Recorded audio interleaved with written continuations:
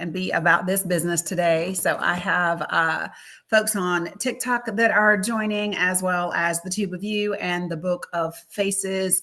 So please say hello when you come in so that I can greet you. What's up, Blue Honey Pot? Good morning. Just Barb, good to see you. Hello, K Mac. How are you people? Everybody doing okay? Salam, salam, salam. What's up, folks? Good morning, David. Good morning. Good morning, DJ. What's up, Renee? How are you, Mama Llama? Hello, James. Good morning, everybody. It is a beautiful Friday, unapologetically, Rose. Agreed. Hello, Marlo. What's up, coolest mom ever? Hey, Grammy. I see you. What's up, everyone? Dad Jokes, good to see you. Blessed and Grateful, good to see you as well. Joy, good to see you. Hello, Mary Shaw. Y'all, I know that I always say there's a lot to talk about, but whoo-wee. Whoo-wee. Hey, Renee, there is a lot to talk about today, right? So I'm excited for us to get in here. What's up, Neuro Mama? Good to see you. Hey, Ameme, what's up, Tina Purple? How are you? Yeah, you are welcome. And yeah, you're welcome, Barb. No worries. What's up, Shannon? There's so much here. What's up, Tech Lady? How are you, Dillgrove? I don't think anyone should be surprised by anything referencing Bill Clinton. I mean, not if you have discernment. What's up, Susie B? How are you? What's up, Shanna? Good to see you, Dillgrave. Yeah, there's a lot to talk about. Hello, Colleen. Good to see you guys. Hey, so for my Danikins, that for those of you guys that are subscribers, our Sandy girl is very under the weather, very, very under the weather. She's lost her voice, throat hurt. She's just not feeling well at all. And so I checked on her yesterday. She messaged me back this morning. What's up, Phantom? And I have told her she should get checked, definitely. So we'll see if she does that or not. Good morning, Carla. What's up, Witch? Good morning. So yeah, so, you know, if you've got her number or, you know, reach out to her on Discord or whatever and just let her know that we are thinking about her because she definitely does not feel great. What's up, Mel Gray? All right, folks. So listen, if you are joining, first thing, what's up, Jess? Hey, Catsmandu. Aline, good to see you. Thank you, Carla. Appreciate that very much. What's up, Win Dixie? Oh, thanks, Renee. I've been doing some due diligence to try to like really kind of beef things up. You know, every time I see these, right? 3 little birds sit on my window every time. So on TikTok, they give gifts and stuff, right? And so one of them has these cute little 3 birds that come sit on your head, and they're like, they got little music notes coming from them. And so every time they pop in my head, every time somebody sets them on my head, that's what I think about is that song. So, yeah, 2409 they have for a bit now, and that's okay. You know what? Thanks for boosting the algorithm, right? That's what we say to the trolls. So listen, I have a lot of stuff pulled up to talk to you guys about. For you guys that are watching on the Book of Faces and the Tube of You, I'm hoping today that things are a little bit easier for me to share with you. Hey, Amy, because I'm using a different computer and trying to kind of make things work. So we'll just see. I'm doing my best. I still have other stuff pulled up over here, but we're just going to rock with it and see how it goes. So let me just say this. If you know folks that are in North Carolina, specifically the Charlotte, North Carolina metro area, that surrounding area, it is important for them to know that they have directed ICE to come to Charlotte, North Carolina. So ICE is coming. My understanding is that, hey, Conchita, is that, good morning, Red Hot, is that a lot of information is not being shared with Charlotte police, the local police departments and all of that. Hey, Farah. And so, you know, there's just like a lot of not clarity about what's coming. If you don't know, in the region, there is a significant Hispanic population, right? And so you're in North Carolina, Denise. Yeah. So a lot of people just need to be aware of the fact that this is happening. Okay. So listen, some of you might be wondering why I chose this quote to be on the page. I chose this quote because I intend to go over um, a good piece of material that is in the 2006 grand jury paperwork for the indictment and conviction, or the plea deal that Jeffrey went through in 2006. This interview and this opinion that the president shared about Jeffrey was just 4 years before that indictment went down. And it's really important that we not put years and years and years of distance between them, right? So there have been people that have said, oh, well, he said this 14 years before he became the president. And he said this, 17 years before Jeffrey was arrested. And I think it's important for us to remember that Jeffrey being arrested on federal charges is not the first time the man has ever been arrested or been found guilty of engaging with minors. And so let's just kind of bring things a little bit home. Hey, find out. And let's just deal in the facts of things. And that's what I intend to do today. Things that I also, hey, Sandy, I just finished telling everybody you weren't feeling well and to check on you. So I'm glad you feel well enough to be here. Also, want you to lay your ass down somewhere and take a rest if you need to. Okay. So let me just say that. Hey, Kimber, what's up? Cheryl, what's up, Kat? All right. So other things. So in addition to the fact that we've got ICE coming to Charlotte, North Carolina, and there's a lot of discrepancy or lack of clarity around how many are coming and what their mission is going to be. What Charlotte police have said is they are not participating with the efforts of ICE, right? Yeah, Auntie Tinker, somebody said that yesterday, that people are having to search TikTok to find me because I'm not coming up or I'm not showing up. I don't know whether that's a specific thing for me or whether that's just TikTok is changing and it's just one of those things. Hey, Amy. So some people said that yesterday. So I don't really know, you know what I mean? And I don't know that TikTok knows. Right. Hey, Jay Nice. What's up, Shorty? You got an alert today, Conchita?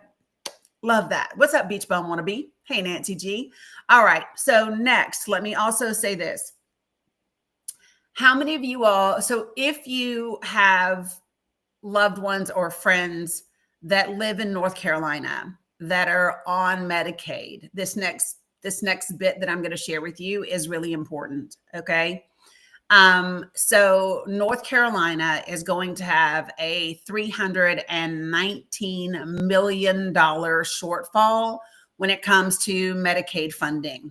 What's up, Mia?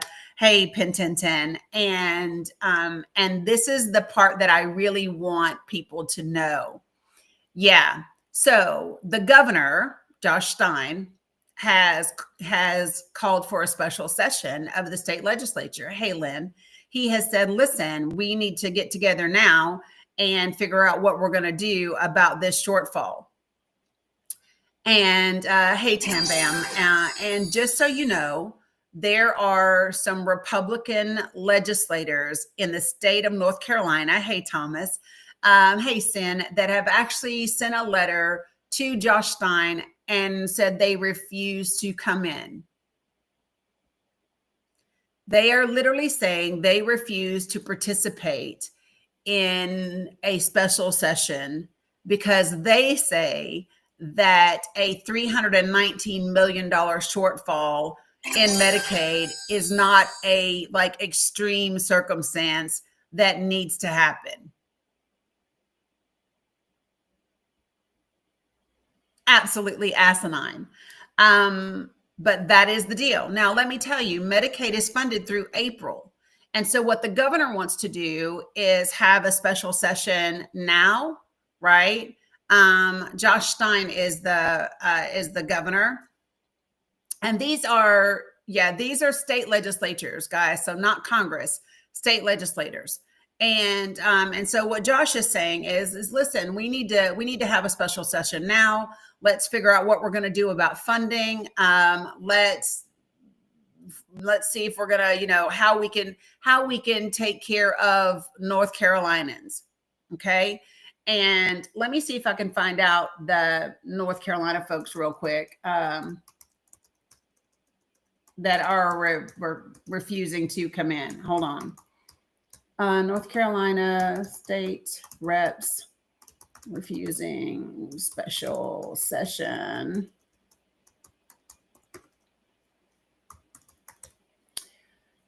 Okay, here it is. All right. So Governor Josh Stein has asked lawmakers to come back to Raleigh for the special session, specifically to address the lack of Medicaid funding. It's like $319 million is going to be the shortfall. Republicans say that they plan to disobey that order and wait until next year to address the funding. Good morning, Tara Love, to address the funding shortfall. Let me just see if I can tell you the name of the people. So State Senate Leader Phil Berger and House Speaker Destin Hall wrote a letter to the governor, Hey Masani, on yesterday, saying that while the state constitution does allow the governor to call special sessions in quote unquote extraordinary occasions, they don't believe that $319 million in Medicaid shortfall funding qualifies. They say $319 million in shortfall for Medicaid funding doesn't rise to the level of extraordinary circumstances. That's because they get government insurance. They get government insurance. So I'm quite sure for them, it's not extraordinary, right? And so let me just tell you what the statement from Berger says. Quote, Governor Stein's trumped up crisis is not extraordinary, and thus the General Assembly will not convene upon his call. In a statement yesterday, Josh Stein, the Haytenberg, the governor replied saying that Hall and Berger, quote, would rather come up with excuses than fund Medicaid for the people of North Carolina. This is the latest example of their dysfunction that has become the norm of this North Carolina's General Assembly, end quote. Let me just see. He went on to say the Republican majority has made the time to damage our democracy with their gerrymander. But when it comes to time to protect the people's health care, when it comes time to enact a comprehensive budget, they're on vacation and they'll see it next year, all while North Carolina families pay the price. I just think this is crazy. I would think that state legislators would be thinking about their constituents' health care and want to come back and address things. Now, do you all remember what is on the U.S. Treasury Department's website? Hey, Stephen, good to see you. Do you all remember what Scott Bessent put up there? It was something to the tune of they now have this great opportunity to they now have this great opportunity to help Americans become more self-sufficient. Did you all remember that? Let me see if it's still there or not. So getting rid of these programs, folks, is something that they want to do. Let me see if I can find it.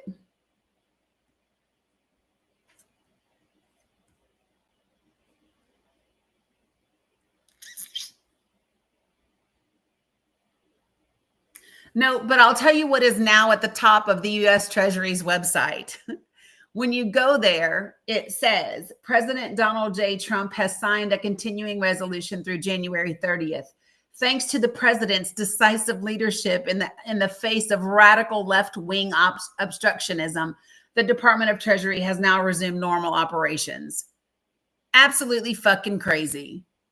The fact that the United States government's website says radical left-wing obstruction is absolutely crazy. Like, it's just crazy. And the fact that there are people that claim to be conservative, that claim to be rule of law people, that claim to be all about, in favor of law and order and the Constitution, and they seem to be perfectly okay with this, is just absolutely alarming, as it should be to anyone, right? As it should be to anyone. So I think it's just really important that people know that. Well, good morning, Daniel. First, I don't believe that you're real, right? But if you are, please join the panel with your 17 followers and 47 following. Come on, let's talk about it, Daniel. All right. Okay, so things that if you are in North Carolina, there are two things that, okay, I got you, Liam. There are two things that I really want you to take away from the first part of this live. Number one, in Charlotte, North Carolina, and the surrounding areas, people have been put on alert that ICE is coming to town. There is no specific details that have been released as to what's happening and whatever. You said they're here, Liam. Yeah, they're supposed to be here. You have locations. Okay, cool. And so that's a thing, right? So that is definitely a thing that people should know about. Number two, the other thing that I want you to know about, thank you, Sandy, is that the state of North Carolina has a $319 million, North Carolina. Charlotte is North Carolina. And the state of North Carolina has a $319 million shortfall when it comes to Medicaid funding. And they are funded through April. Governor Josh Stein wants to have a special session. He wants them to come back now. Let's go ahead and figure this out before we get into next year. And let's take care of this. The Republicans of the state legislature have said, nope, we don't intend to follow what the governor is asking us to do, because although the Constitution says that the governor can call a special session under extraordinary circumstances, they do not believe a $319 million shortfall meets the level of extraordinary circumstances. And I would imagine when you get government insurance, it doesn't matter. So anyway, Liam, you had something on the ICE stuff? Good morning, Dani. How are you today? I am well. How are you? Well, I was pretty good this morning when I woke up, because I have my Candidates Academy this weekend, so I'll be with members of the House and the Senate, and they're all very upset about this whole Republicans refusing to show up, because a lot of the House members from like Asheville and that far away all drove out. Yeah. And then getting messages that ICE they were supposed to come in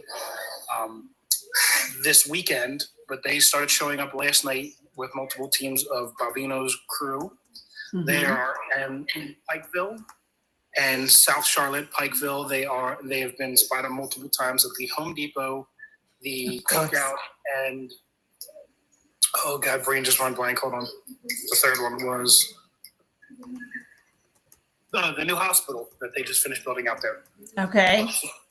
They're targeting those three areas in Pikeville, Charlotte. They're on South Tyrone and I-85 heavily. They're on the overpass of I-85 watching the highways, which is really, you're not finding much on a highway when the cars are driving past you. They're taking pictures of vehicles and everything of that sort. Yeah, it's rough. Yeah, so guys, he's talking about South Tryon. We're talking about North Carolina, Laura Lee. And I want to correct something that I saw in the comments just a second ago. Governor Josh Stein did not use Medicaid funds to pay off medical debt. That is not what he used. He used enhanced, he implemented a program that uses enhanced Medicaid expansion funding to incentivize hospitals to forgive medical debt. So he did not take Medicaid funding and pay off medical debt. That is not what he did. And it's important that we are clear that that's not what happened. Okay. Oh, thank you for the fall tree. Hey, Jeff Kennedy. Yeah, we are talking about ICE right now being in Charlotte. So immediately what I thought about, Liam, is, I lived in Charlotte for quite a while, almost like 9 years a while back. And you and I both know that the construction that happens in the city of Charlotte has a lot of Hispanic folks that do construction there. It is very important that people understand exactly what that's going to look like. So to hear that they are around 85 or South Tryon or Home Depot is not surprising.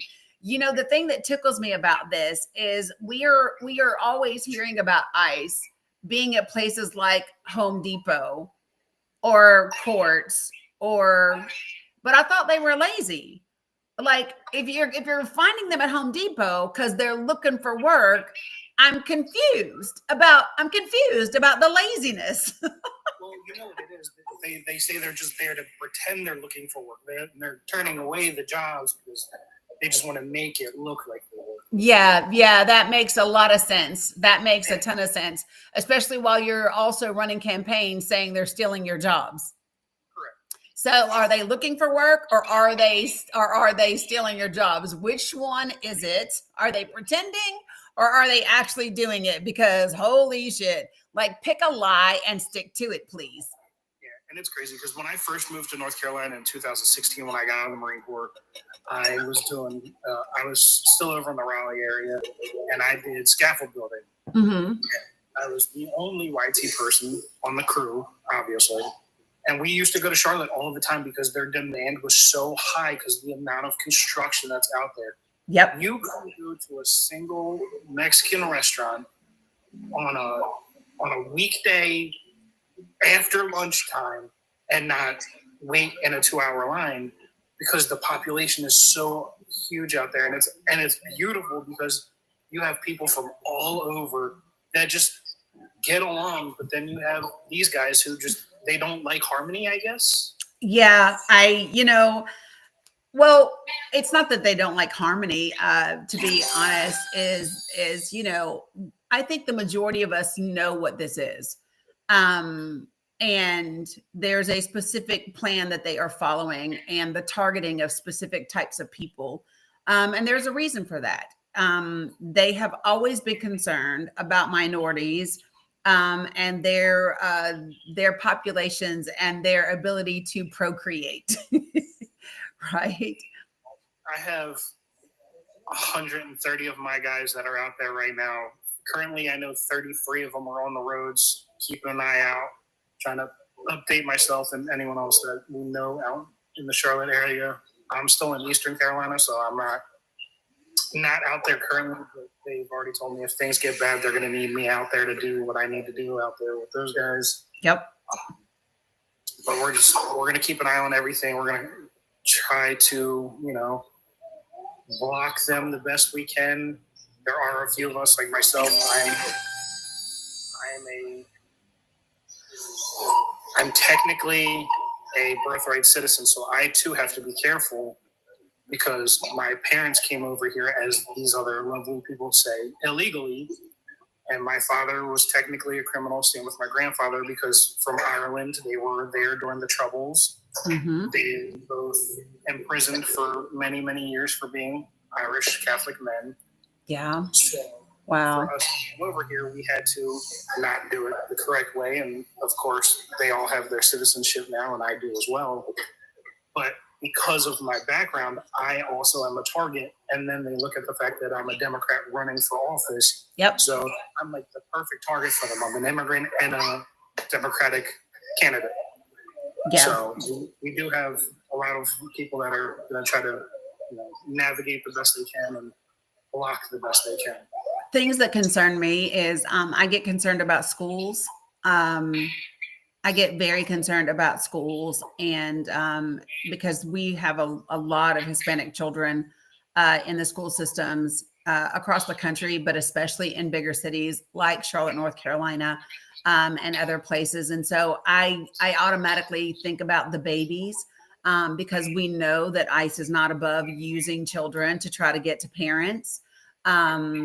And so what I would say to absolutely everyone, if you are, I don't know if you all saw today, or yesterday, there was an article about ICE trying to deport this woman, only come to find out she's Native American. But just because she was brown, right? They automatically made this assumption, and we're going to try to deport her. But she's literally about as original as an American as you can be. She's Native, like she has more right to be here than absolutely any of us.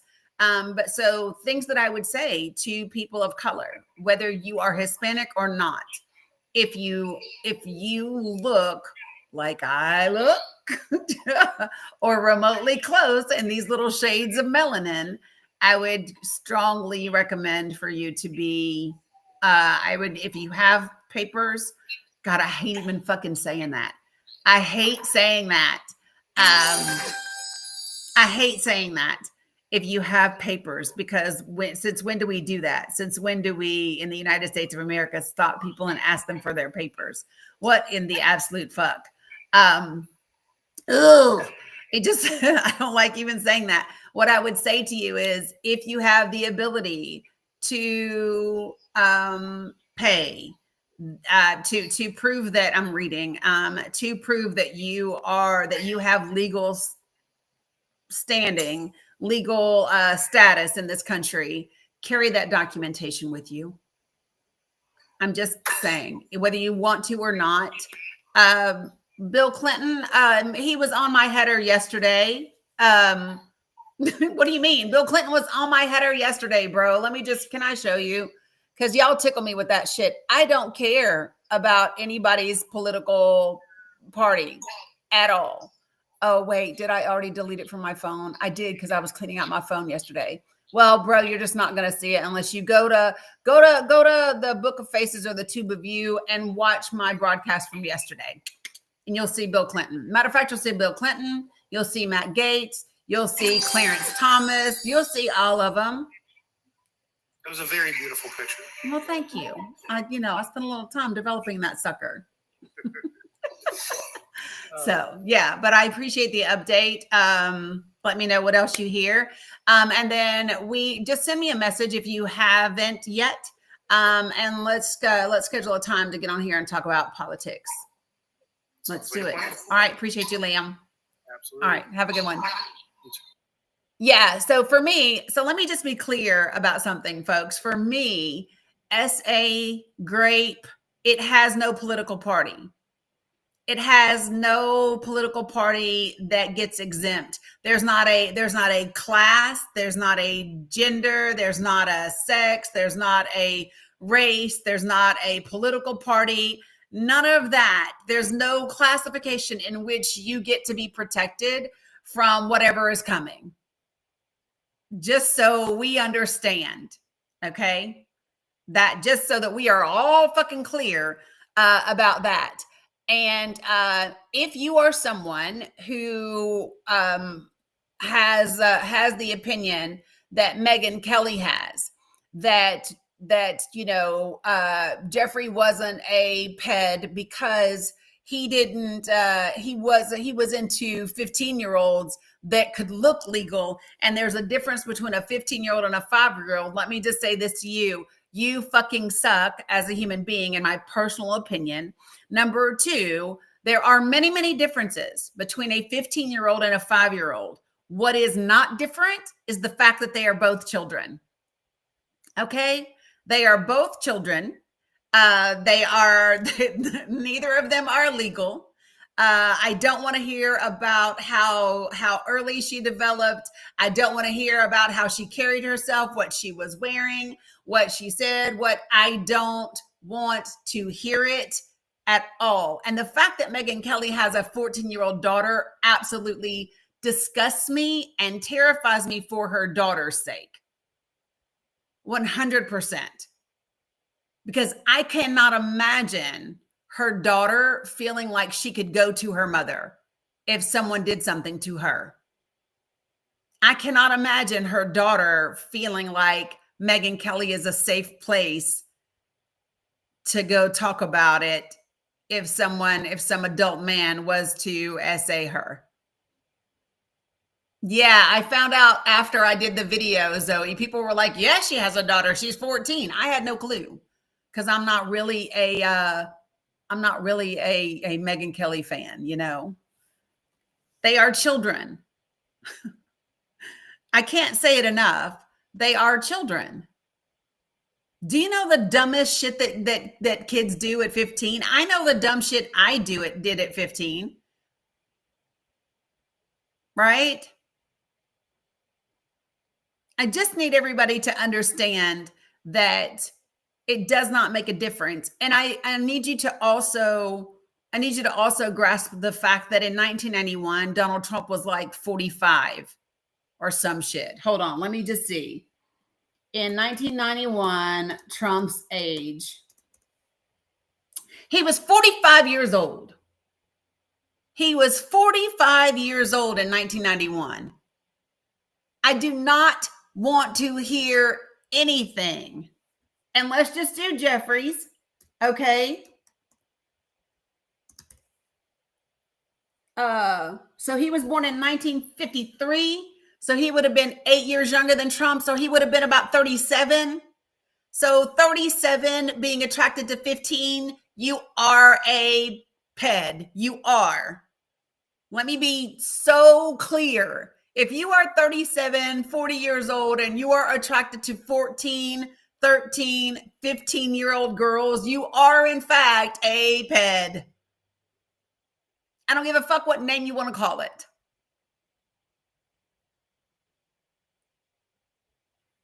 Just saying. Ugh. All right.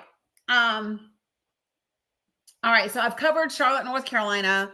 I've covered ICE being in Charlotte, North Carolina. I have also covered the fact that they have almost a $320 million shortfall. The governor wants a special session so they can figure it out. The Republican leadership of their state legislature has said no, they're not coming back because they don't believe that it is an extraordinary circumstance, which is just crazy to me.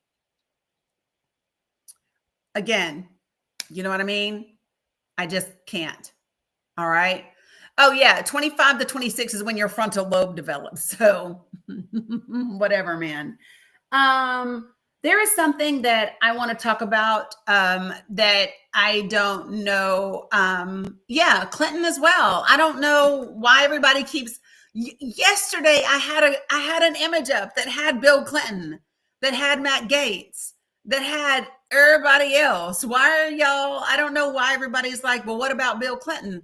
I think Bill Clinton's nasty as hell too. I have lots of issues with Bill Clinton. I have issues with Bill Clinton because I have discernment in my heart. I have issues with Bill Clinton because of his 3 strikes and you're out and the super predator bullshit. Yeah, like for me, Clinton's ass can be right up here too. Just to be clear. So for me, Clarence Thomas, the only reason we are dealing with Stephen from Django right now is because people did not believe Anita Hill, and shame the fuck on us. Okay. Now, I want to, how many of you all have not heard about what is happening or what they would like to happen around Ecuador? How many of you guys are not familiar with what's on the table with regard to Ecuador in this country? All right, here we go. So Donald Trump has said that the folks in Ecuador are narco terrorists. That's what Donald Trump calls them. He says they are narco terrorists. And the conservative president of Ecuador also agrees. And get this, the president of Ecuador would like for the United States of America to help them, including setting up U.S. bases in Ecuador. I'm going to say that again. According to, yeah, they would like for the United States of America to set up bases in Ecuador. Now, the problem with that is there's currently a ban for having U.S. bases or foreign bases in Ecuador. So they would have to have a vote about that. Now, I think one of the things that I was immediately reminded of when I heard this story today, listening to NPR, the thing that I was reminded of is Mike Johnson and, yeah, it was plural, Beach Bum Wannabe. It was plural when it was said today on the news. But one of the things that I was immediately reminded of is Mike Johnson and those 7 core principles of conservatism. When he said, we are not the police force of the world. Do y'all not remember that? It's in those 7 principles of conservatism that Mike Johnson has on his website and outside of his door. And that whole like peace through strength, saying we are not the world's police. Why are we even talking about potential United States bases in Ecuador? The same way, I wonder why we're talking about facilities for the Qatar in this country. Rachel, that is my belief. I believe that the bases there would be to attack Ecuador and to attack Venezuela and other countries. That's what I believe. 100%. That's what I would think. Yeah.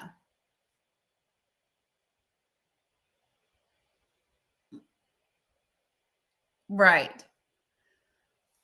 So,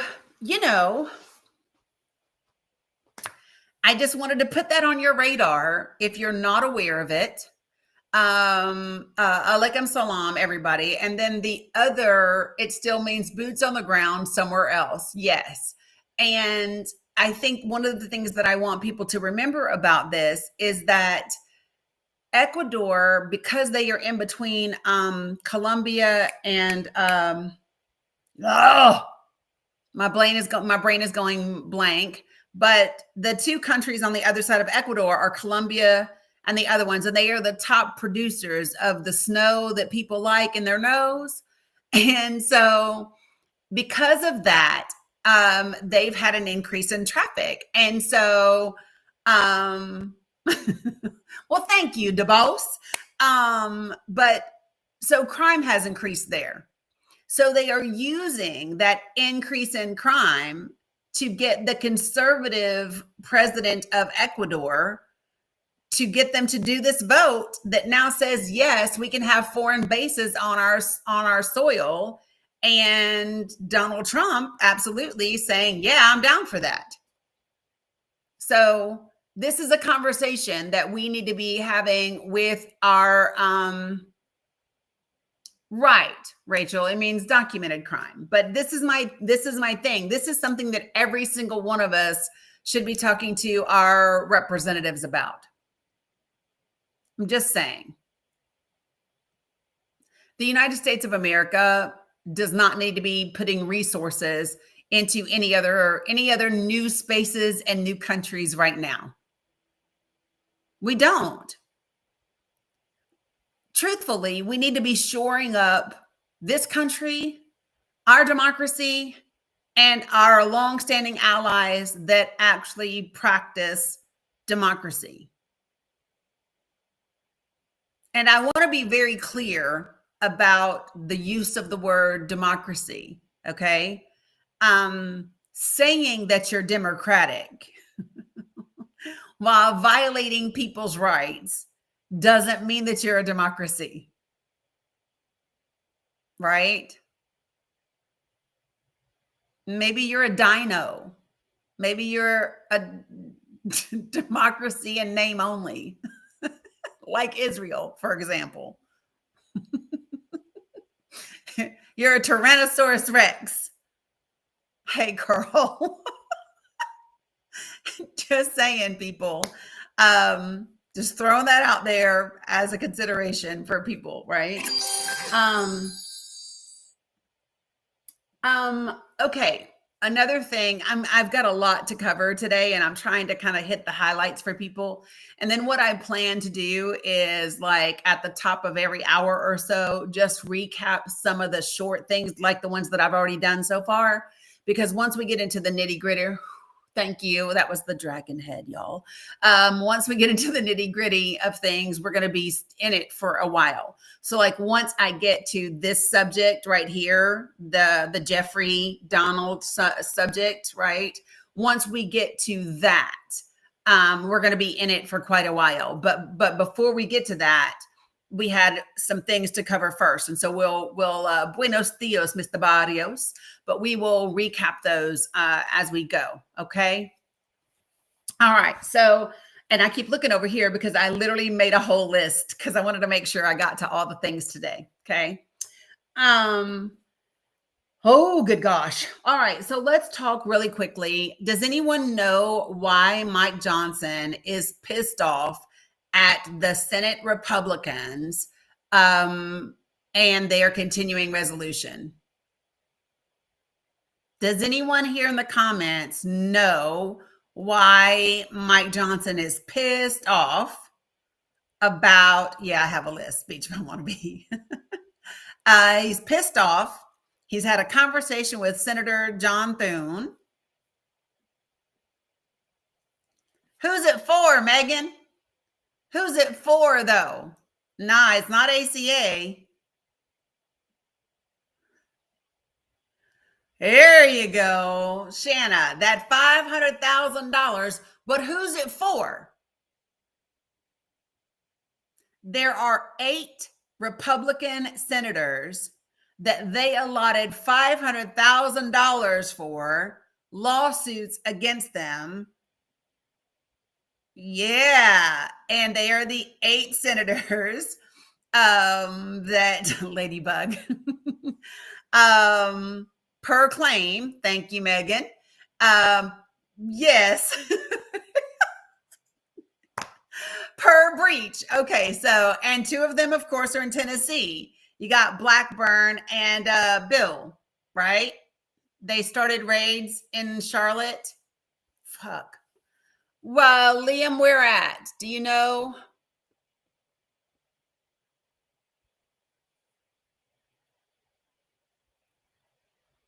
Yeah, for the January 6th cases. Now, let me just say this to you all, folks. If nobody did anything wrong, you're trying to find out. Okay. So Charlotte, North Carolina, the reports that I'm getting right now is that ICE has started doing raids. I knew that they were there, right? I did not know if raids had started yet or not, but I am getting reports now that raids have started in Charlotte, North Carolina. Wow. Hey, Gemini. So let me just look really quickly and see if I can.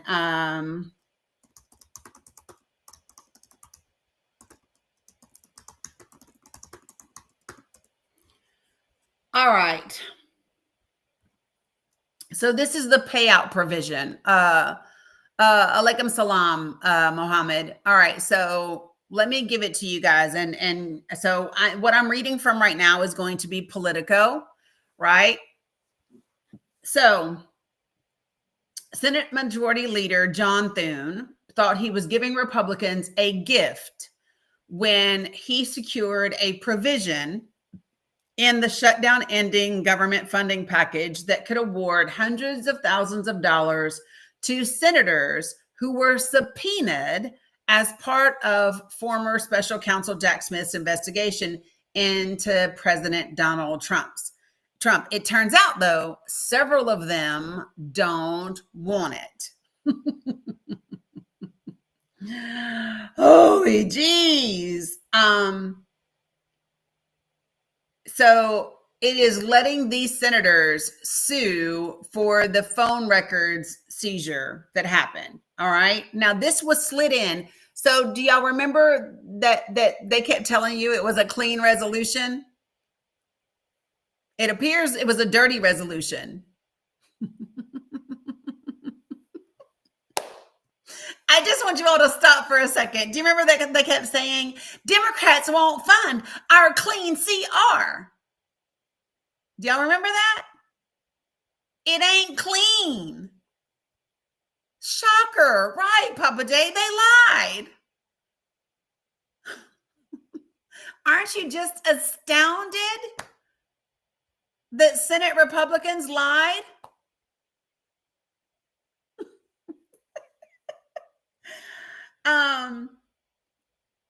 And it could award them like a ton of money. So, and by the way, the language came directly from Senator John Thune. What's that, Jeff Kennedy? What just came out? Yeah, I'm not surprised at all.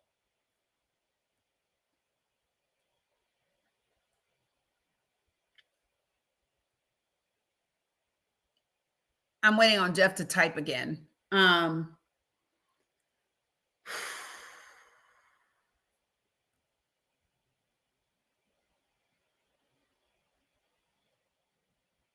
Yeah, the way your jaw didn't drop. Yeah. And so, Mike Johnson actually said that he actually said yesterday, he said he's pissed. And he said that he directly talked to Senator Thune and that they are actually going to rally against this. So Linda, I think because the Democrats wanted Republicans to hang themselves. That's why I think Democrats didn't call it out. I think Democrats just allowed them to hang themselves. That's what I think.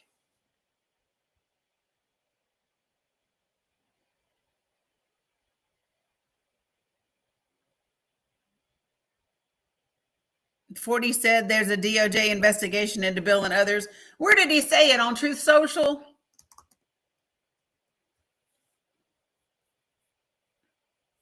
Hold on. Hold on. I'm reading. Good morning. Hold on. I'm going to get there, Anger. Hold on, y'all. I'm going to get there. Okay, so this is what he said. So this is on Truth Social.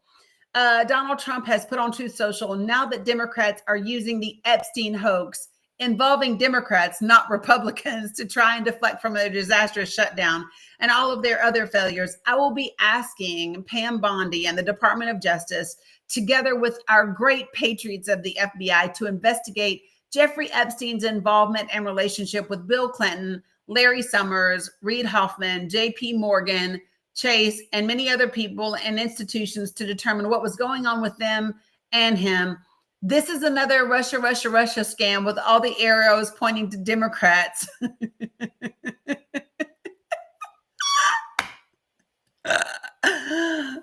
Oh, listen. Okay, so we all know that this is what he does. He doubles down. Right? He doubles down. This is what he does. And if you're smart and you know that that's what he does, you allow him to hang himself. You allow him to just stick his foot all the way in his mouth. Because I'm telling you, there's no way to investigate Epstein and Bill and not get to anybody else. There's no way to do that. There's just no way to do that, folks. And by the way, I don't know if you all heard, but there are folks that are talking to folks from Midas Touch. And they are saying that the problem with the files is that, just imagine this, they weren't secured very well. They are saying that pretty much anybody in the agency had access to them. Like they didn't have a specific level of access needed, of security clearance needed.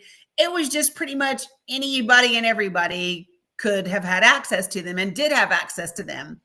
And it is because of this that so much information is leaking, and people are saying that what has just come out, good morning, Abu Binks, what has come out, everybody needs to understand what has come out is from Jeffrey Epstein's estate. What has come out was subpoenaed by the House Oversight Committee, right? It was subpoenaed from Epstein's attorneys and turned over to the House Senate Committee. These 23,000 documents that came out are not what's in the files. Alaikum salam, Muhammad. They are literally saying what is in the files is so much worse. They are literally saying that what has been released pales in comparison to what is actually in the files. What's up, Red Hot? And I don't think that anybody should be surprised by that at all. Now, I want to say this for everybody that is greeting our friend Mohammed OS. You all know that Mohammed OS's information is in my link tree, okay? Many of you all know by this time that his wife is pregnant with twins, that she's due in about a month, and that it is winter in Gaza, right? And throughout Palestine. So what I can tell you is that for right around $100, you can cover what would be the cost of a blanket and an outfit for those new ones when they come. Okay. So if that is something that you want to do, you know how to do that directly. You will cover, yeah. So, so like the cost of blankets are around $25 to $35. The cost of outfits for kids is around $40. And I'm not sure what mattresses are at this point. But yeah, so, yeah, so I've got blankets are $25 to $30. Shoes are around $25 to $30. Clothes are $30 to $40. Shirts are around $32 to $35. So that kind of gives you an idea. So for around, let me see, I would say 75 minimum, you can get one outfit and a blanket, $75. So if you want to help do that, $75 will make that happen. And the information is, of course, in my link tree. Oh, honey, I'm not selling it. I don't sell baby clothes and blankets, bro. But thanks for playing.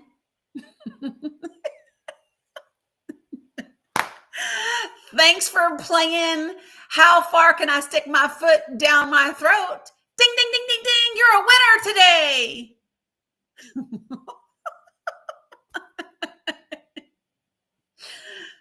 You win. Hey, Sylvia.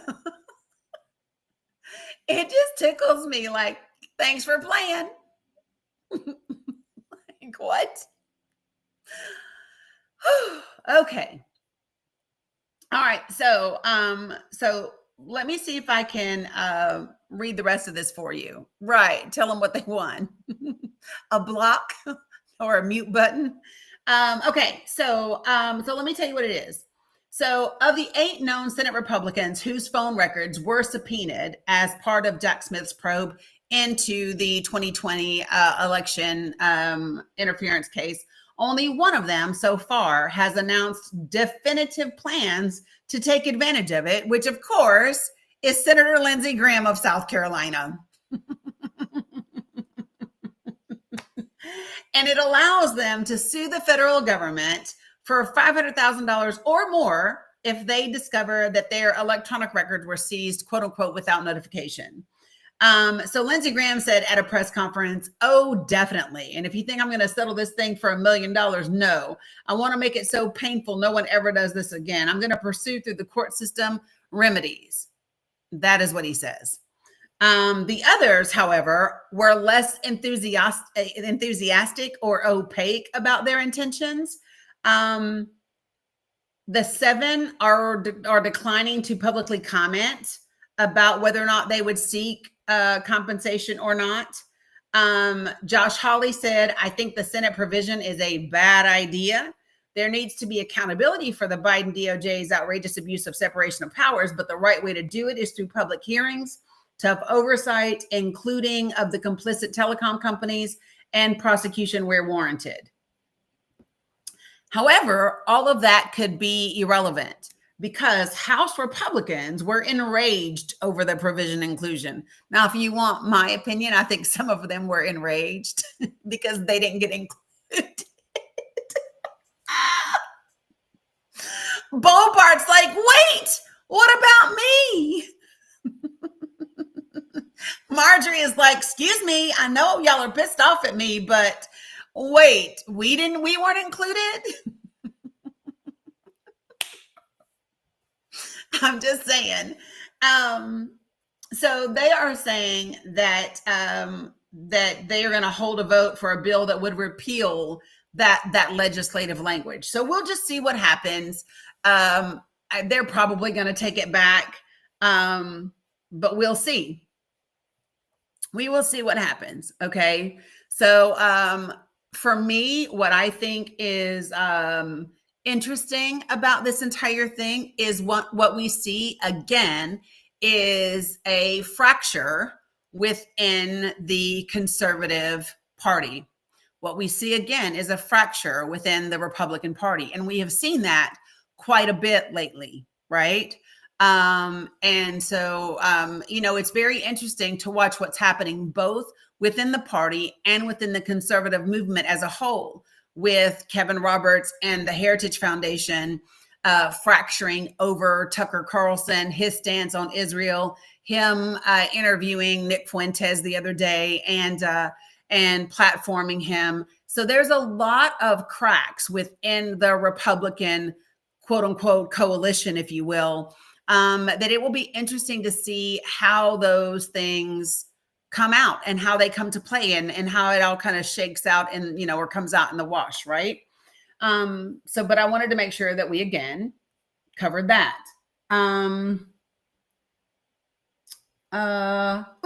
Okay. Another thing that I want to talk about real quickly. Oh, yes, Sandy, I got you. Thank you. So folks, let me just tell you right now what we have already covered so far in this first hour. We have covered the presence of ICE in Charlotte, North Carolina, the fact that they have begun performing raids.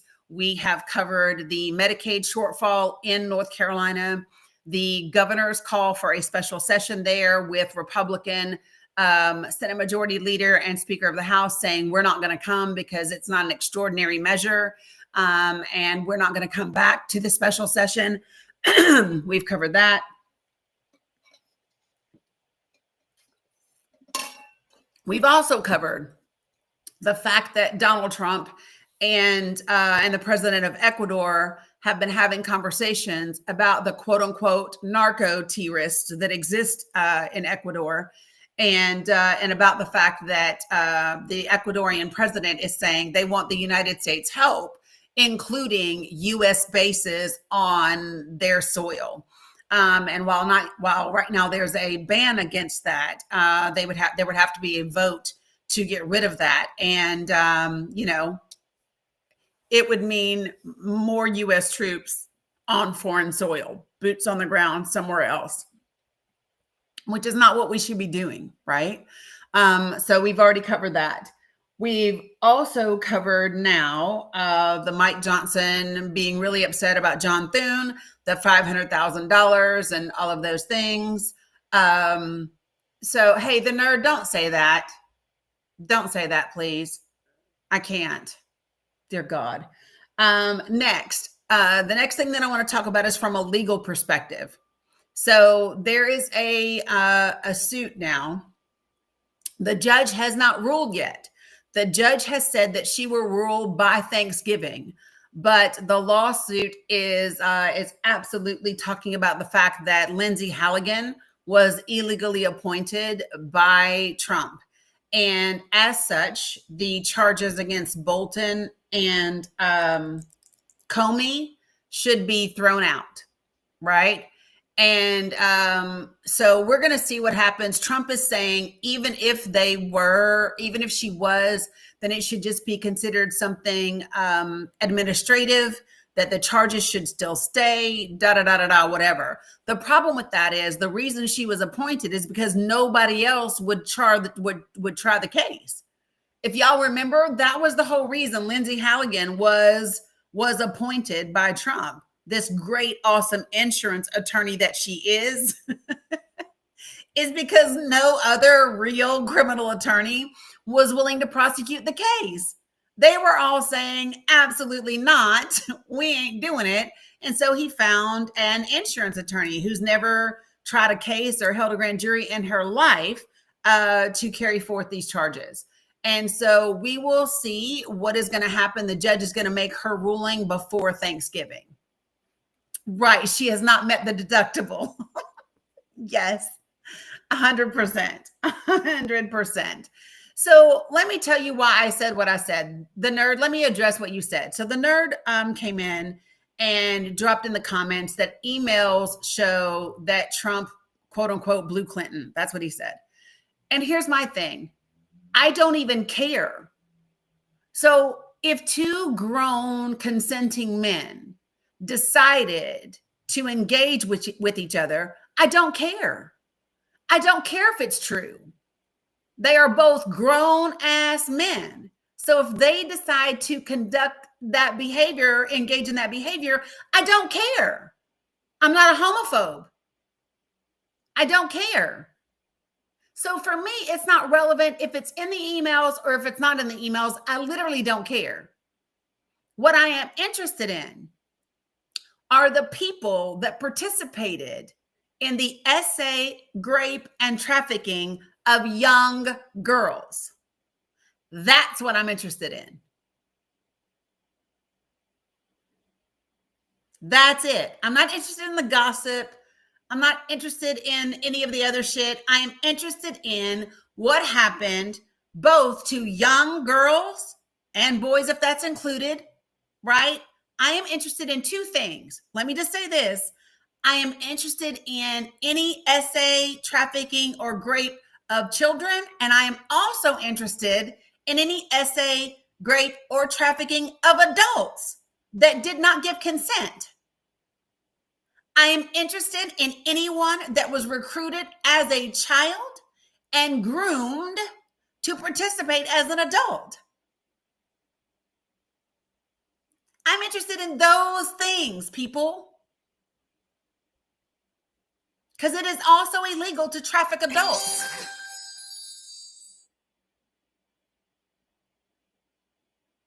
So for me, it matters if they were minors. It also matters if they weren't. It matters if they were willing or not. It matters if they were coerced. It matters if they were threatened. It matters if they were groomed. All of it matters. And I am interested in anyone that participated.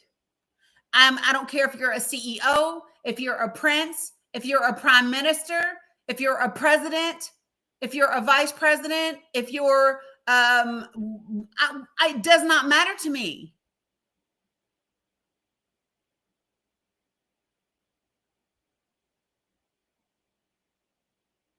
The stuff that they may have done with themselves and amongst each other, I give zero fucks about. For me, it's just like Diddy, right? People wanted to make a big deal out of the fact that Diddy was doing men. I don't care. I do care if they weren't consenting. I do care if they were given substances and then they were treated that way. I do care then. But if the man's door swings both ways, I don't care. So things that we don't engage in my platform is homophobia, transphobia, sexism, racism, victim shaming. Any of that stuff, we don't do that. We don't do that. None of that happens in this space.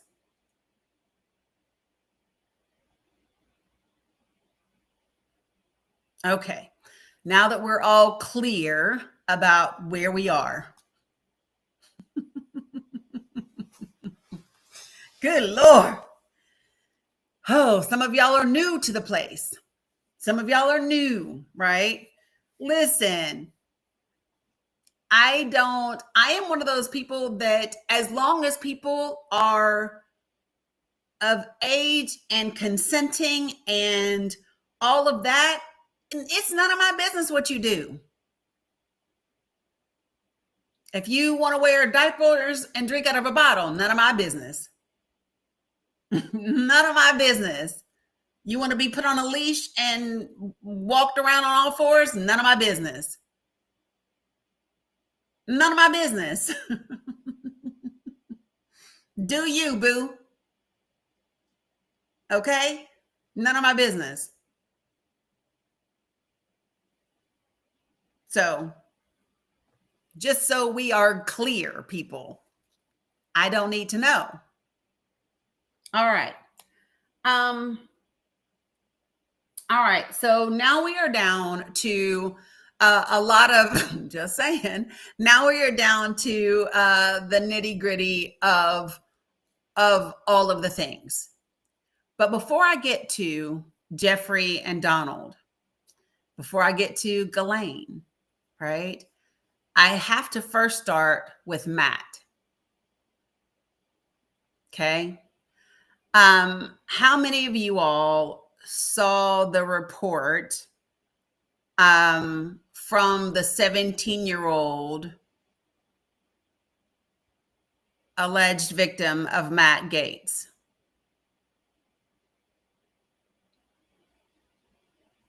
I'm going to take a moment to share that with you because it's important. Okay. And it's important. Oh, no. A new article just came out yesterday. Okay.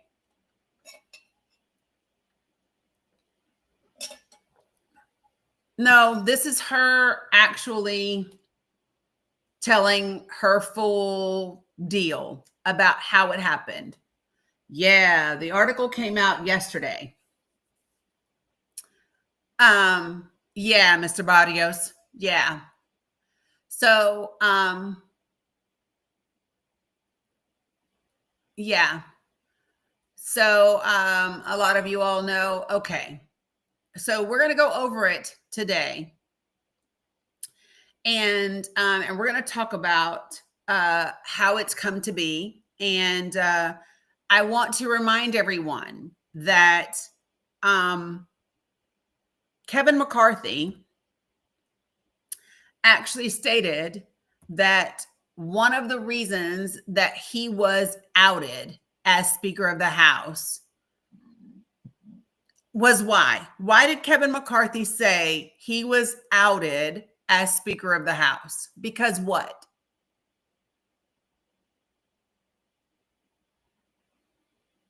Anybody tell me? No, it was not his age.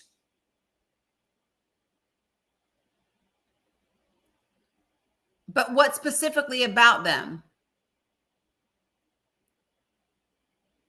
But what was it about Matt Gaetz? Why did he get? But why did they target him? Thank you, Melinda. He would not shut down the investigation into Matt Gaetz. That's what he said. He would not. So Kevin McCarthy actually said this. Hold on.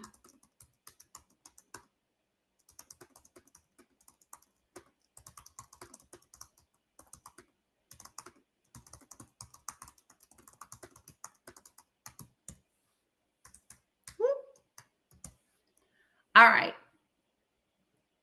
So April 10th, 2024. I'm reading another yeah, you remember seeing the video? He sure did. So so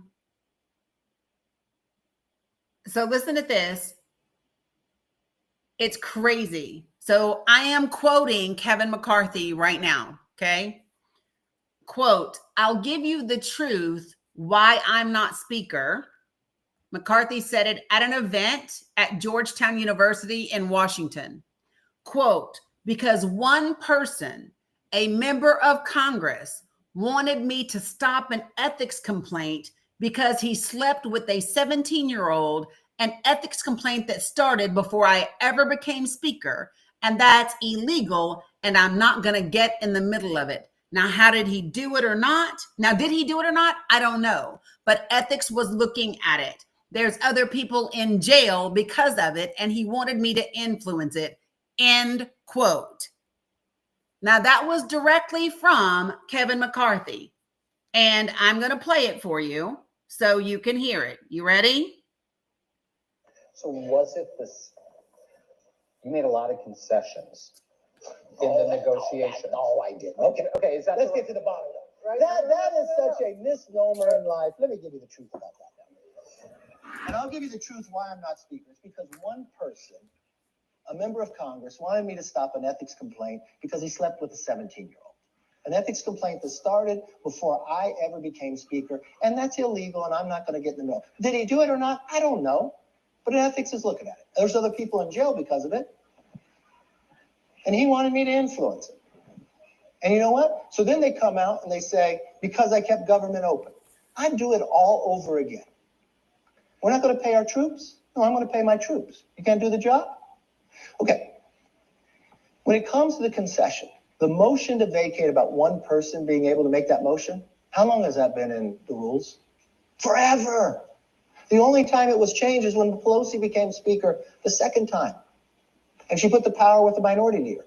I think it's wrong. I think you let them govern.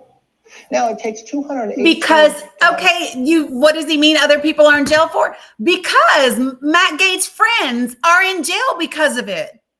So listen, and that person actually showed text messages showing that Gaetz was involved. So hold on. Hold on.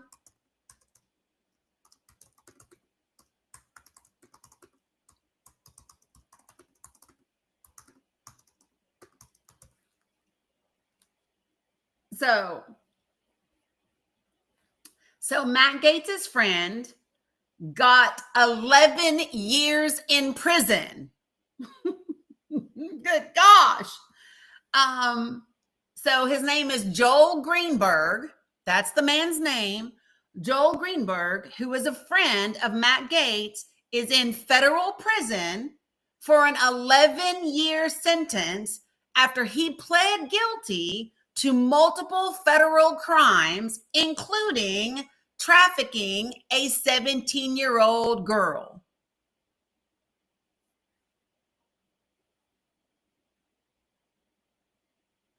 And that is why Kevin McCarthy said, I'm not getting in it.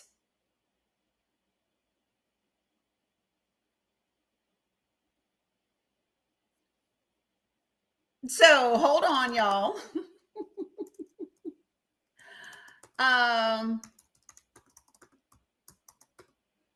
Okay, so hold on. I'm going to show you guys. So there was a WhatsApp chat. So listen. Oh my gosh, you guys. I wish I have the whole report, and this is what we're going to get into today. But in my opinion, I don't have to be a fan of a lot of different Republicans, right? Because I'm not. However, and I've voted for some, I have. But McCarthy is an old school Republican for the most part. And what I mean by that is he had a line that he was not willing to cross. And for that, he paid a price, a significant price. And then he said, I'm out. All right.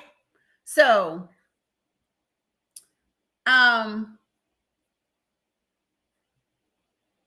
so give me a second. So there was a WhatsApp chat that was shared with federal investigators that was obtained by Politico. Okay. And, so Greenberg fretted that first he suspected that a political consultant was quote unquote the rat here. And he fretted that investigators had combed through his Venmo Cash App history, fearing that it led him to the teen in the center of the case, right? He also said he was paying the legal fees for the woman who is now 21 years of age. Okay.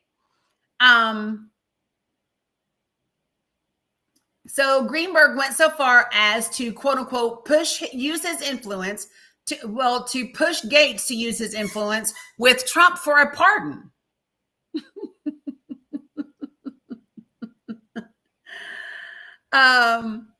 It's important. Hold on, let me fix this right here. That people know exactly what did or didn't happen, right? So he actually refers to the woman. Yeah, hold on, Rachel. Listen to what Greenberg wrote in a WhatsApp chat to an old friend. He said, I'm having to pay for Vintage 99 to retain a lawyer. Vintage 99 is a reference to the year the girl was born.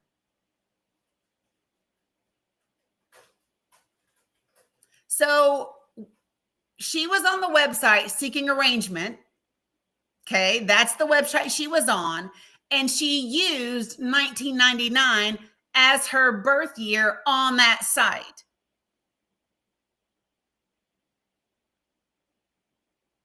So just saying, it's crazy. All of the things that are connected. By the way, if you are on Facebook or the Tube of You, I don't see any comments right now, and I don't know why, but I haven't seen a comment over there in almost 30 minutes, just to let you guys know. So let me see if I can really quickly. Okay, so listen. So I have the House Ethics Committee's I have the House Ethics Committee's report on Gates, okay? And hold on, let me see. Or their statement, hold on. Because if I'm not mistaken, oh my God, please tell me that I didn't. This is sad, but now I'm having to look through multiple computers to see which one I have stuff pulled up on. Hold on.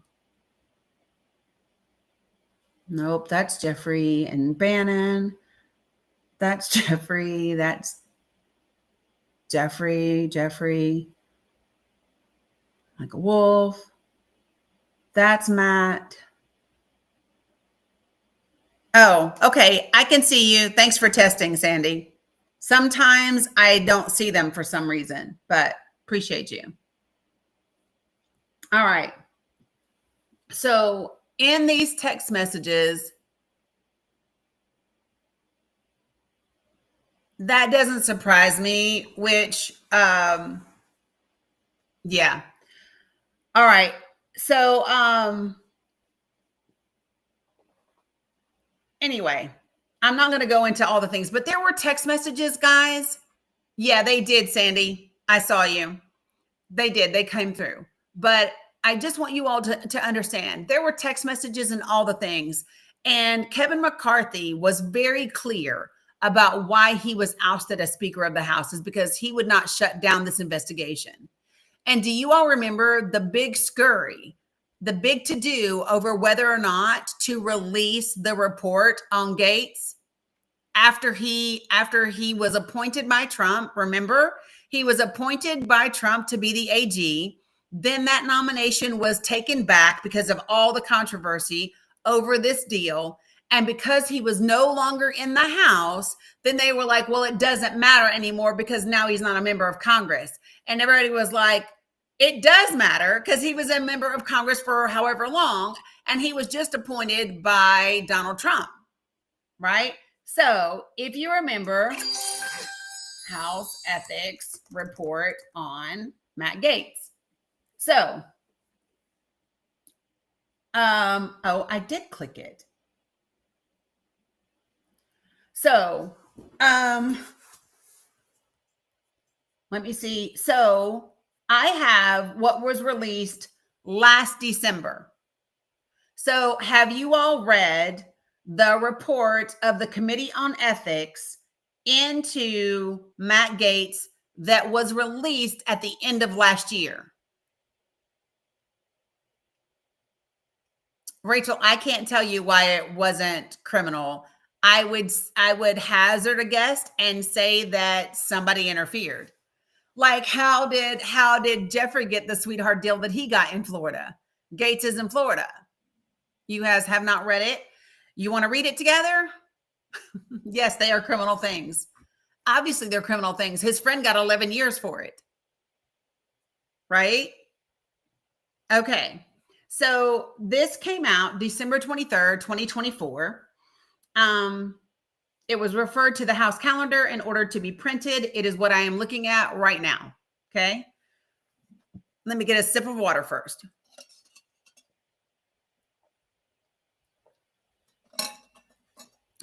Right. All right. So, so this is a report with dissenting views. Okay. So, the Committee on Ethics, Michael Guest of Mississippi was the chairman. David Joyce from Ohio, John Rutherford from Florida, Andrew Gabarino from New York, Michelle Fishbach from Minnesota, Susan Wild from Pennsylvania, who was the ranking member, Veronica Escobar from Texas, Mark DeSaulnier from California, Deborah Ross of North Carolina, and Glenn Ivey of Maryland. So what I would say to you, if any of those names that I just read off are your representatives, it could be worth your while to reach out to them for some sort of statement or their thoughts about this report and how things were handled and so forth and so on. If nothing else, just so that you know their viewpoints around the matter. You know what I mean? That would be my thought. All right, so here we go.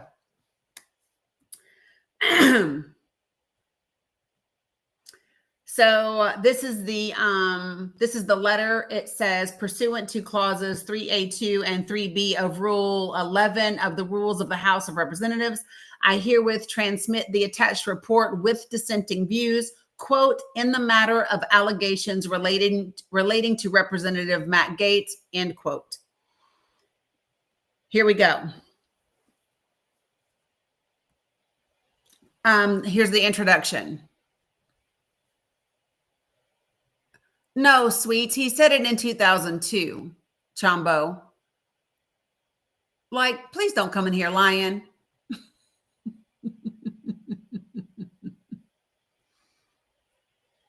Please don't come in here lying.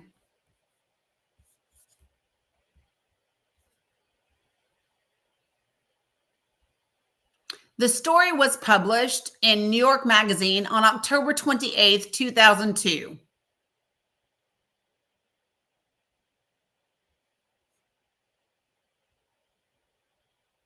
So for the person who said that the quote that I have on my screen is from 1992, stop lying, bro. It was published in New York Magazine, October 28th, 2002.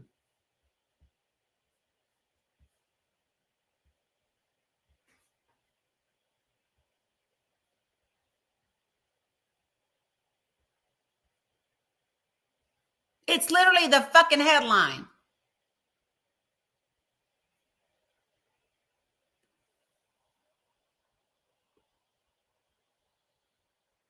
Like, just, gosh, don't be a horrible person. Sorry, y'all. That irritates my soul. Hey, Sandra. All right, so here we go. For those of you guys that are coming in, we are reviewing, we are reading the report on Matt Gaetz. We are starting with Matt Gaetz.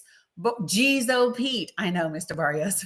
We are doing, we're starting with Matt Gaetz before we get to Jeffrey and to Donald, but we're going to get all the way there. Okay. On April 9th, 2021, the committee announced it was investigating a series of widely reported allegations relating to Representative Matt Gaetz.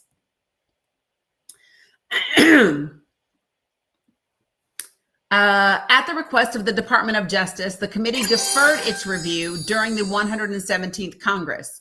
After it was organized for the 118th Congress, the committee reauthorized its investigation into the allegations involving Representative Gaetz. What's up, Tim Burke? Specifically, the committee undertook a review of allegations that Representative Gaetz may have, one, engaged in sexual misconduct and or illicit party favor use, shared inappropriate images or videos on the House floor, misused state identification records, converted campaign funds to personal use, and or accepted a bribe, improper gratuity, or impermissible gift. In June 2024, following extensive fact-finding, the committee determined to continue its review of the allegations of sexual misconduct, illicit party favor use, and acceptance of impermissible gifts, and expanded its review to include allegations that Representative Gaetz may have dispensed special privileges and favors to individuals with whom he had a close personal relationship and obstructed government investigations into his conduct. At that time, the committee determined to take no further action on the allegations relating to the House floor, state identification records, personal use of campaign funds, and acceptance of a bribe or gratuity. On November 14th, 2024, Representative Gaetz resigned from the House after the president-elect announced his intention to nominate Representative Gaetz for the position of United States Attorney General. Yeah, he was bold. They usually are, though, Sandra. They believe themselves to be invincible.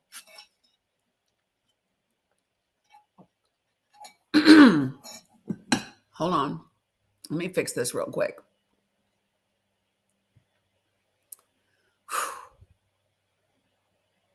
If y'all notice, my throat is acting a little crazy, so I'm trying to make sure I drink my water today. Sometimes I get carried away and I forget.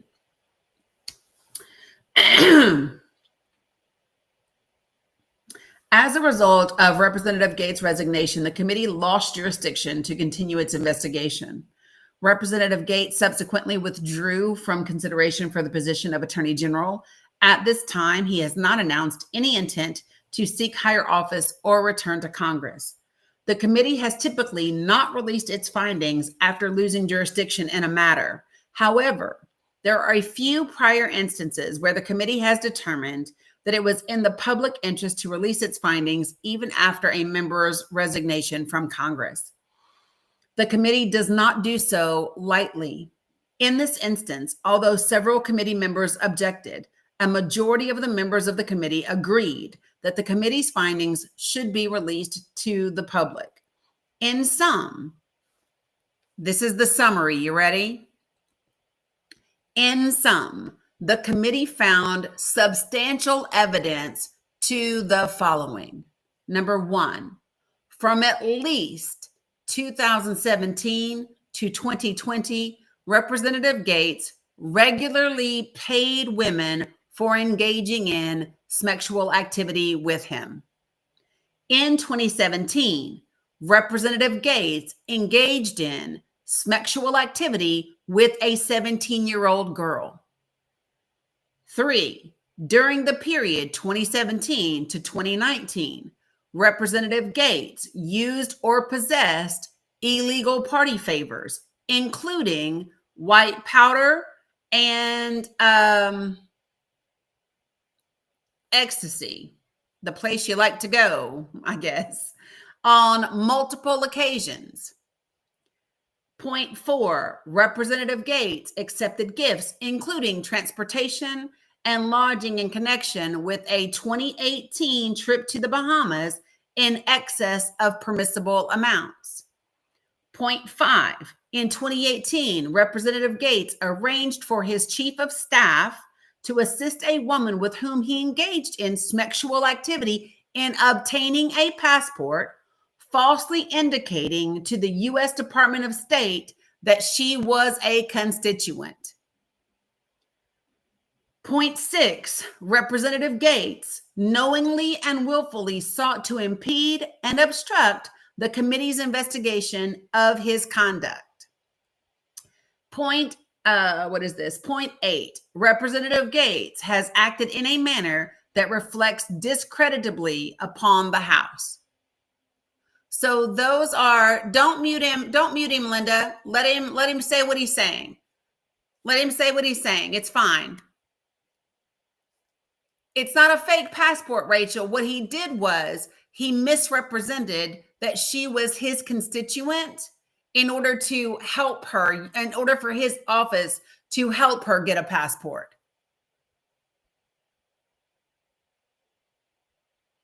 So for everyone that is listening to me right now, I am reading the House Ethics report on Matt Gaetz that was released December 23rd of last year.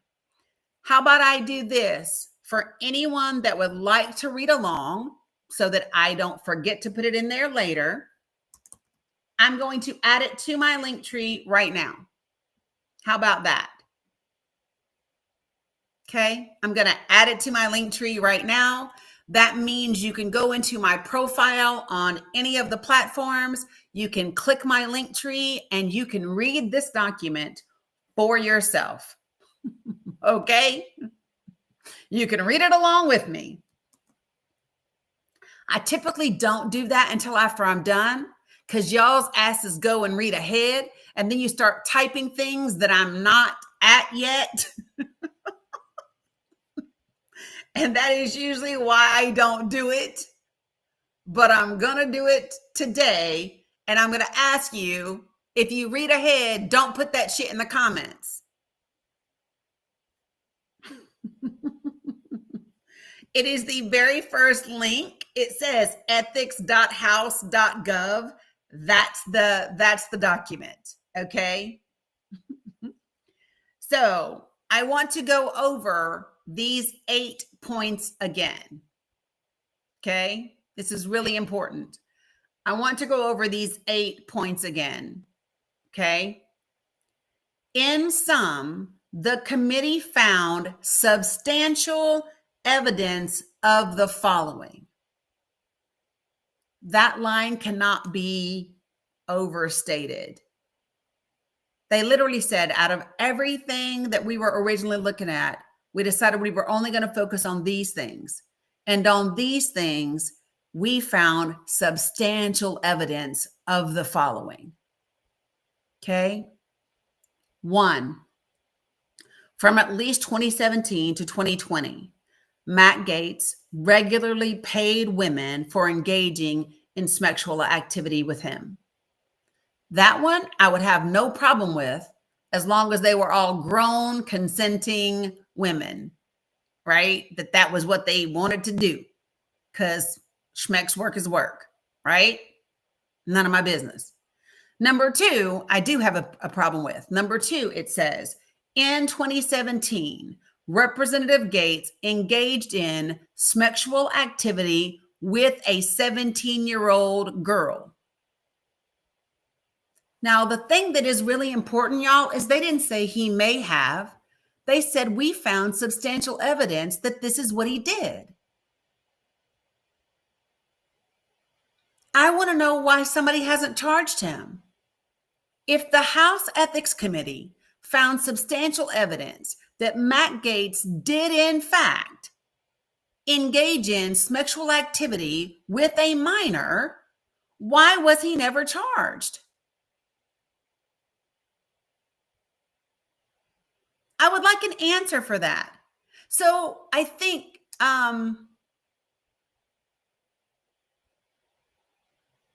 yeah, so let me just,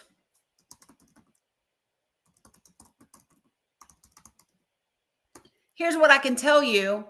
It doesn't really matter in my thinking, what's the age of consent, because it's 18 in Florida. I just looked it up. It's 18 in Florida. That is the age of consent. And plus, his friend went to prison, is in prison for 11 years for trafficking the 17-year-old girl.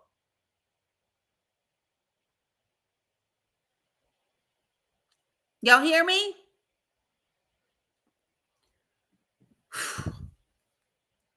Number 2, between 2017 and 2019, Representative Gaetz used or possessed illegal party favors, including white powder and E, on multiple occasions.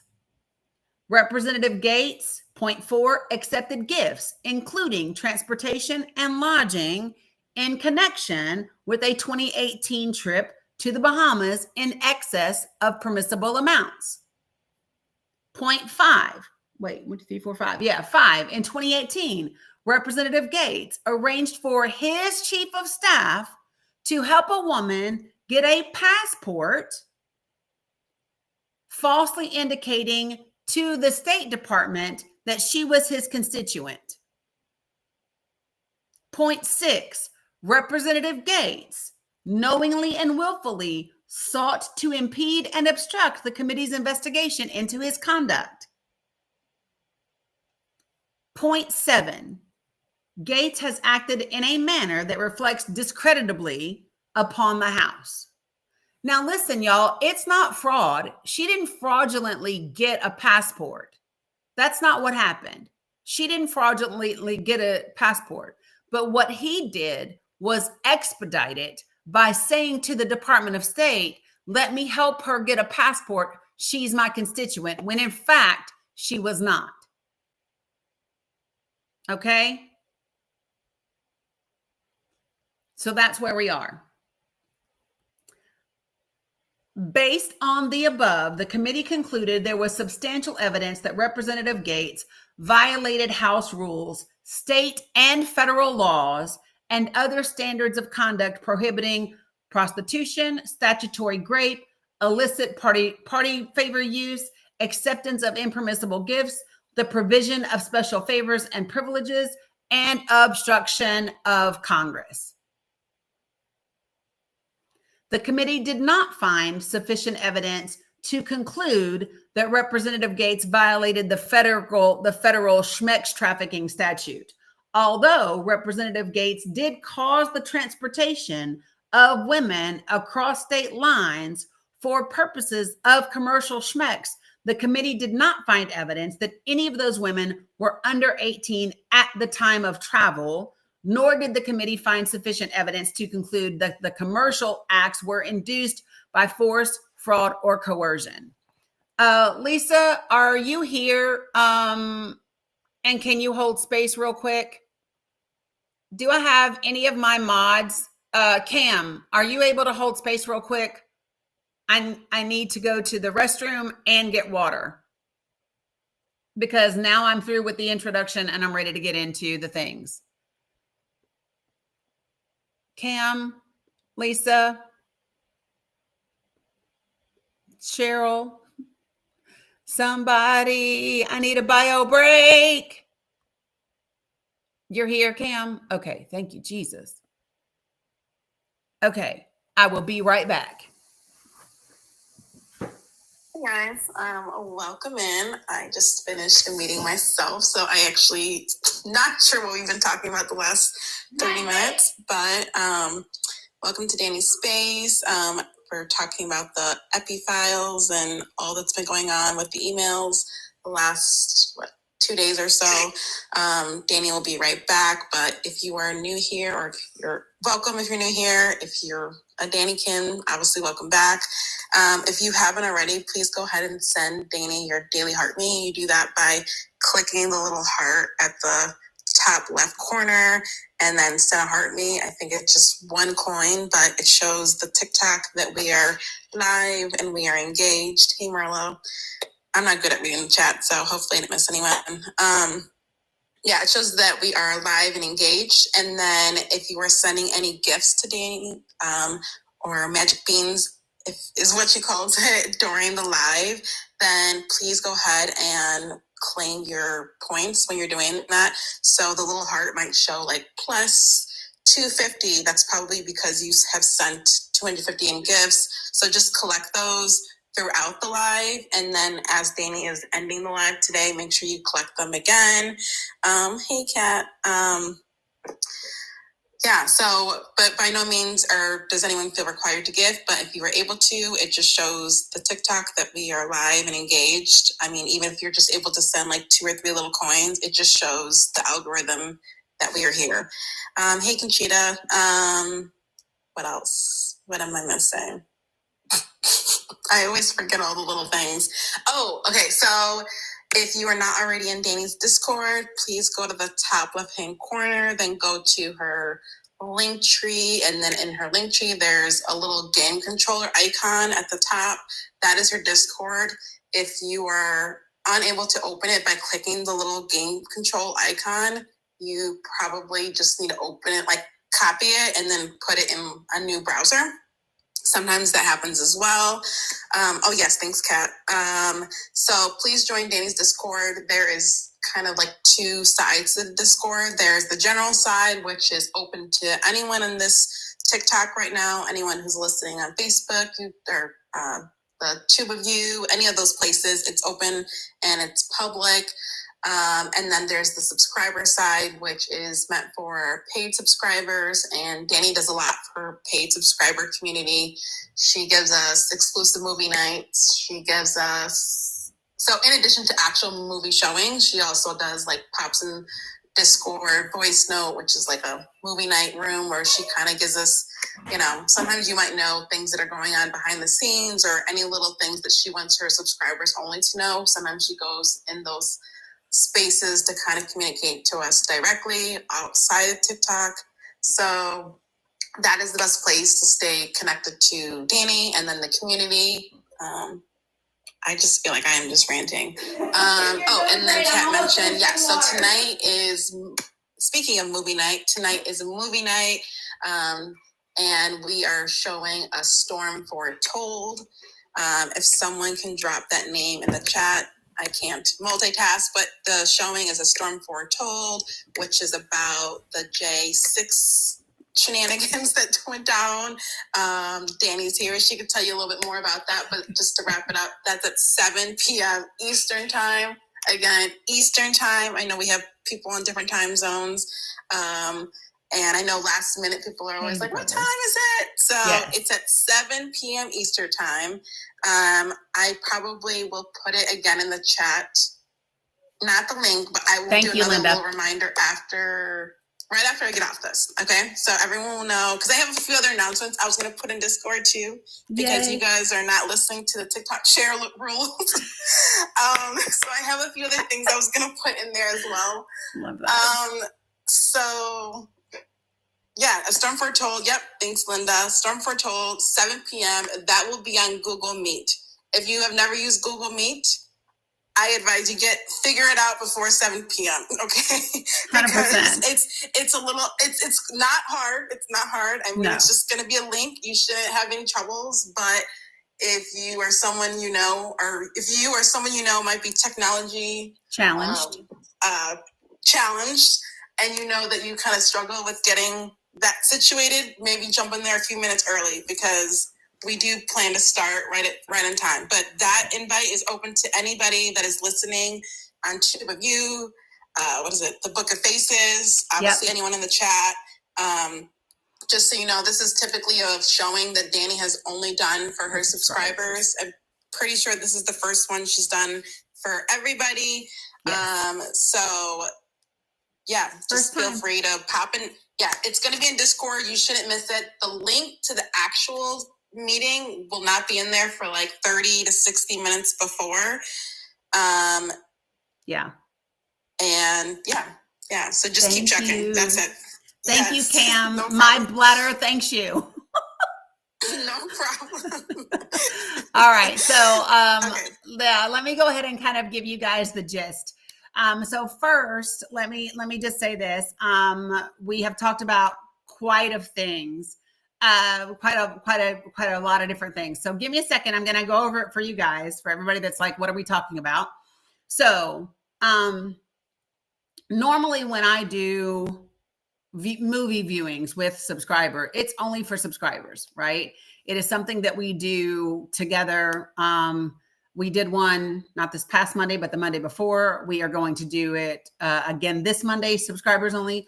But this one is an important documentary. And because I've showed a couple of clips of it while I've been live in the last 2 weeks, people have really been asking, can we see it? And the thing about this particular movie is they do not have streaming rights in the United States for this documentary. I believe that they should, but the United States has never given it to them. And the reason why this is really significant is this is actually a documentary. The people that filmed this, it's a Dutch filmmaker, and he spent 3 years with Roger Stone from 2018 all the way through 2021. And yes, really, yes.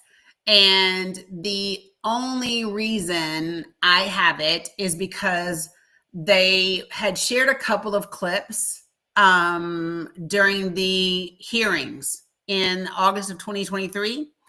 I was asking where I could view it because Rick Wilson of the Lincoln Project had tweeted that he could see it, that he had seen it. And he was like, wow, if you think that's something, you should see the whole thing. And I was like, where can I see the whole thing? The filmmaker actually tweeted me back and said he was working on getting streaming rights. And he said, sign up for our email list if you want to be notified when we get it done. And so I absolutely signed up. And so then what happened is a couple of days later, I got an email that said, hey, A Storm Foretold is available. It's not for free, but you can purchase it on Vimeo. So I did. I bought it that instance for $14.99. And so I now own it. No, you cannot purchase it anymore. They took it down within 48 hours. So you can no longer purchase it. It literally says on Vimeo, this title is not for purchase available.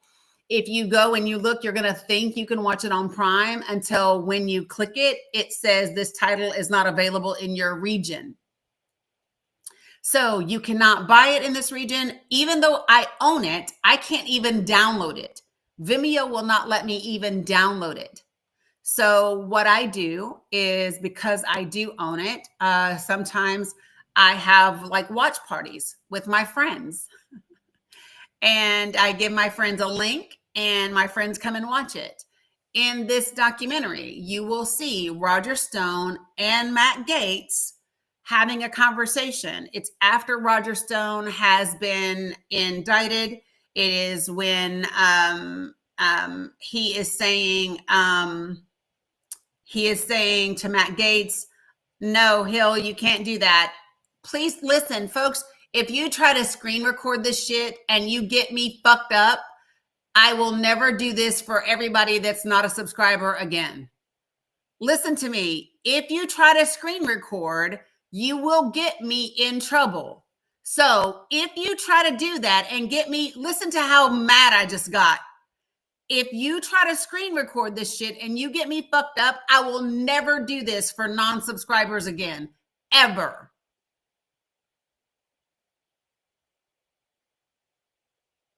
So you can either be respectful and come watch this shit and take notes, or I won't do it. I am dead ass serious. I literally upgraded my Google Meet account so that I could have 500 of you see it today. I normally only had 100.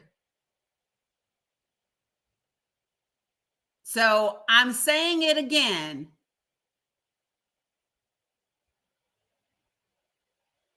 I am telling y'all, don't do that shit.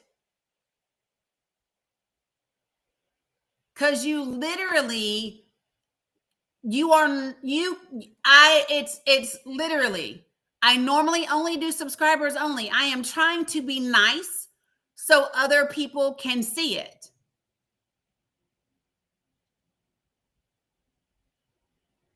Here's my thing. It's not about trusting MAGA. If people are, let me just say this. If you are a member of MAGA, if you're an avid Trump supporter, I want you to see this documentary. I want you to see it. You should want to see it because you will actually see Roger Stone tell Matt Gaetz that the Mueller report is fucking real and that the US government offered him a deal if he would testify against Trump. And he tells Matt Gaetz, I couldn't live with myself if I did that. But I might need Trump to pardon me. If you are a Trump supporter, I want you to watch this.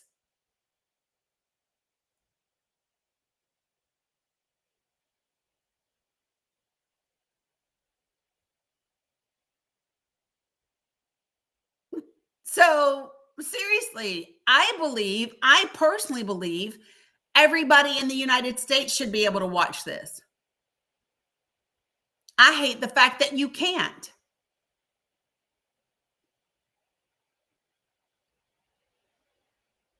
And for those of you all who like to be whatever, yeah, so now I'm going to have to make people register. I wasn't going to do that, but now I'm going to have to make people register. And then I'm going to put a disclaimer that says you agree not to screen record. So I'm just telling you right now, now I'm going to make you register. Now I'm going to make you agree that you will not record it. Any of that shit. And that's sad that I have to do that because some people want to be shitty human beings.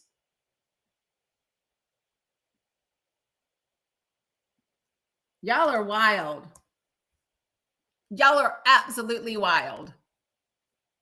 The link, when I put the Google Meet link in there, it will be a link that you have to register for. That's what it will be because some of y'all want to act crazy. This is why we can't have nice things. This is why we can't have nice things. And let me just say this, real talk. If you violate this and somebody comes for me, make no mistake, I'm coming for you. I just want to be clear. If you attempt to screen record or you do some shit that gets me in trouble, I'm coming for fucking you. Because you will have to register.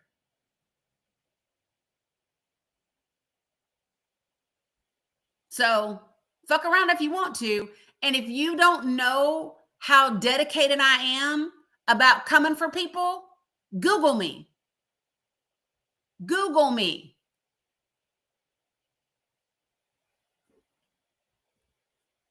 Crazy asses.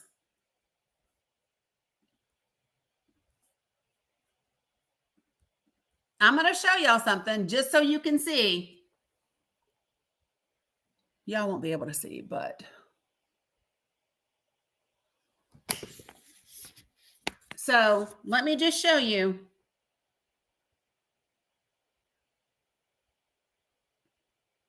See this?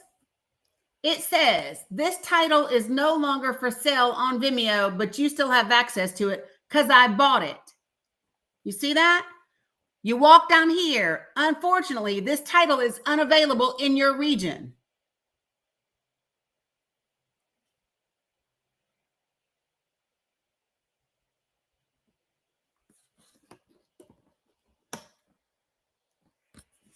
So I'm just telling you, fuck around if you want to. Yeah. And when I say I'm serious, I don't give a shit if you're recording on here, Hermes. It's TikTok. I'm fucking live. And it's public. I don't care if you screen record on here. I will absolutely care if you attempt to do that tonight. And so now what y'all are going to make me do, so should I just cancel? I could do that. I could just cancel. I don't got to show y'all.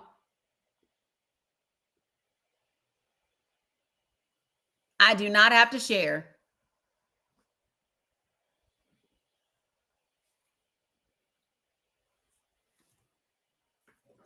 Because all y'all saying dumb shit probably voted for his ass anyway.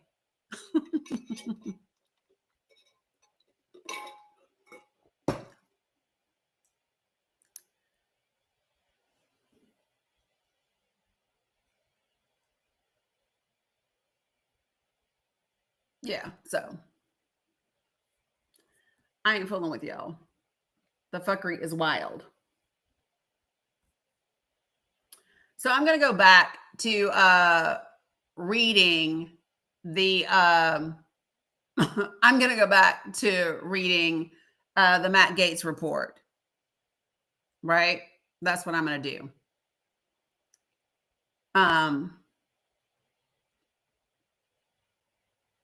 It's just crazy. Y'all are wild. This is why we can't have nice things. Because some of y'all act like children. Crazy. You can't until I give the link. That's why nobody can do shit right now. This is what is so wild, is that I literally upgraded my Google account so that I could have more people watch it. So that more people could see facts that you should know. Wild to me.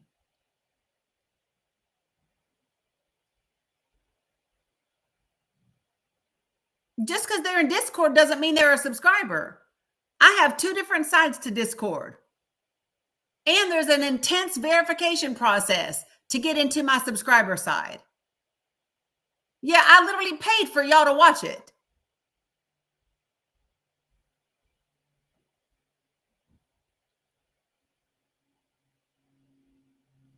Y'all are wild.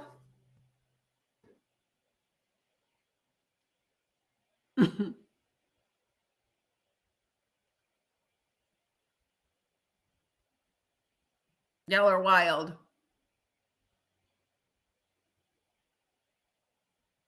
It is not available through your library online. Jesus Christ. Y'all, let me say this to you very clearly.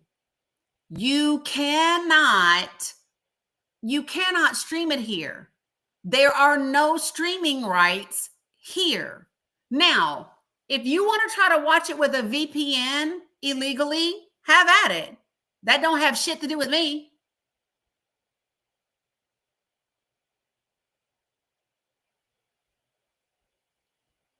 Because I don't have nothing to do with you. It is true when you don't have streaming rights. Yes, it is, Anna Marie.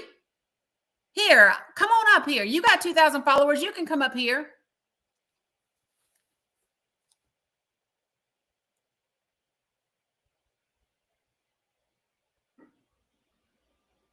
Where are you at? Since you know what you don't know.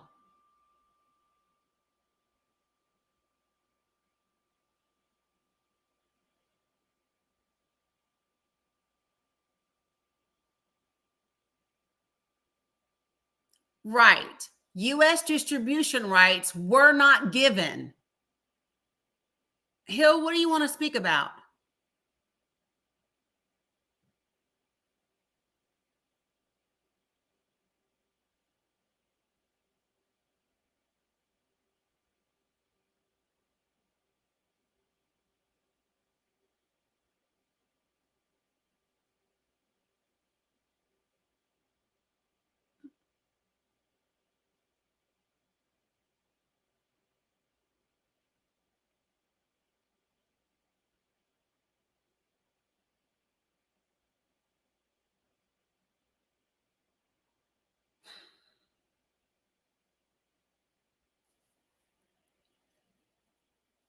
I mean, no, I mean, it's fine that you apologized, but we're out here now. we're out here now. Once somebody says something like that and there's 400 people in the room, it's out here now. Right? So,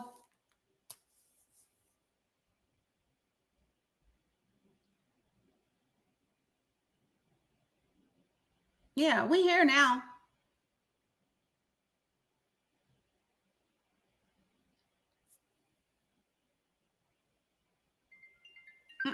No, I'm live. Jesus. Yeah. So anyway, so for those of you guys that are joining, it's really important for yeah, they do, and they have an impact, right? It's just crazy.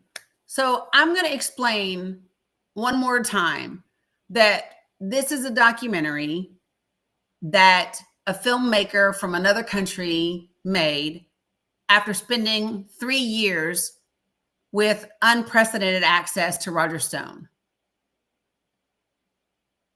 This film crew was with him when he got indicted, when he was charged, when he was sentenced to 48 years in prison, when he got that pardon from Trump, the conversations that he had with Matt Gaetz about getting the pardon.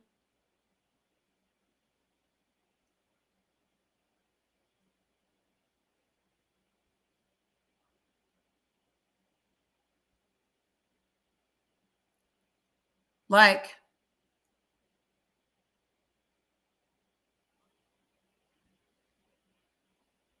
you literally hear, yeah, the January 6th committee knows this information. They watched the entire documentary. He turned it over to the January 6th committee.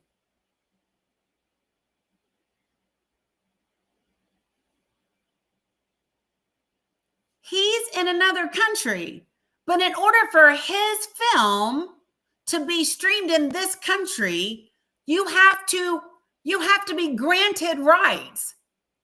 You can't just make a movie and go stream it on Netflix, do you? No, you can't.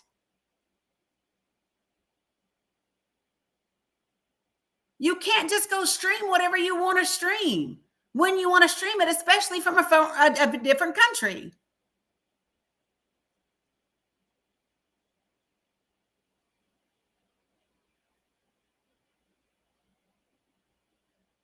Y'all are wild.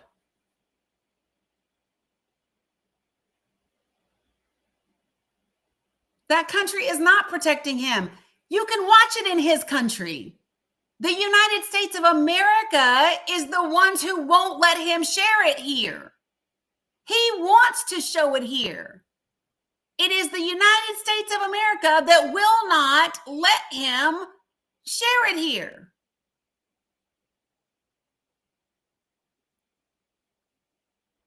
It's the U.S. that won't allow you to see it.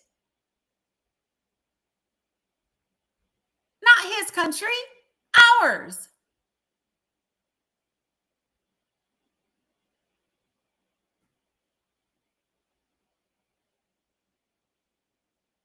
And when he made a deal with Vimeo, they came back and said, oh, hell no. And then it got taken down.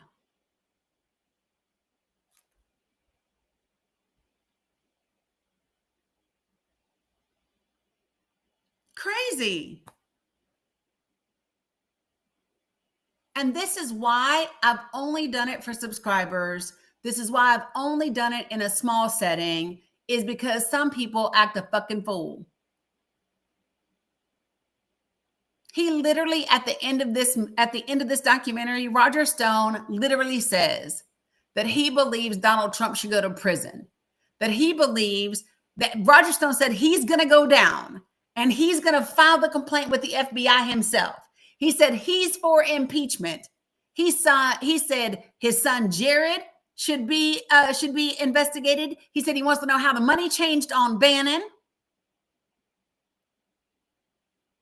It's just wild to me. Right. And that joker been quiet ever since.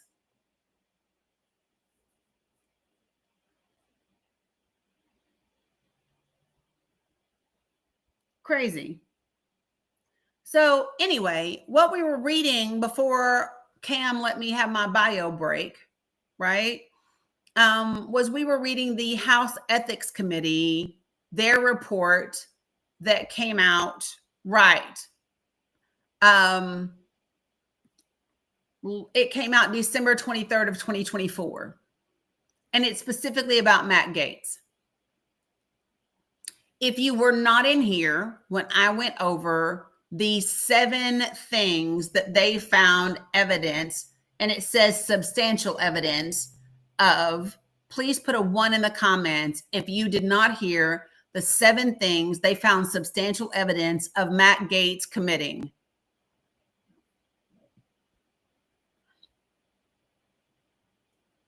Okay, I'm going to go over that again. The link to this report is in my link tree. The link to the report is in my link tree. So here's what it says. In sum, the committee found substantial evidence of the following. Number 1, from at least 2017 to 2020, Representative Gaetz regularly paid women for engaging in sexual activity with him. Point 2. And this one for me is the most alarming. In 2017, Representative Gaetz engaged in sexual activity with a 17-year-old girl. Point 3, during the period between 2017 to 2019, Representative Gaetz used or possessed illegal party favors, including the white powder and E, on multiple occasions. Point 4, Representative Gaetz accepted gifts, including transportation and lodging, in connection with a 2018 trip to the Bahamas in excess of permissible amounts. Point 5, in 2018, Representative Gaetz arranged for his chief of staff to assist a woman with whom he had engaged in sexual relations with in obtaining a passport, falsely indicating to the State Department that she was his constituent. Point 6, Representative Gaetz knowingly and willfully sought to impede and obstruct the committee's investigation of his conduct. Point 7, Representative Gaetz has acted in a manner that reflects discreditably upon the House. Those are the 7 things that the House Ethics Committee found substantial evidence of Matt Gaetz doing. That's in their report that I put in my link tree.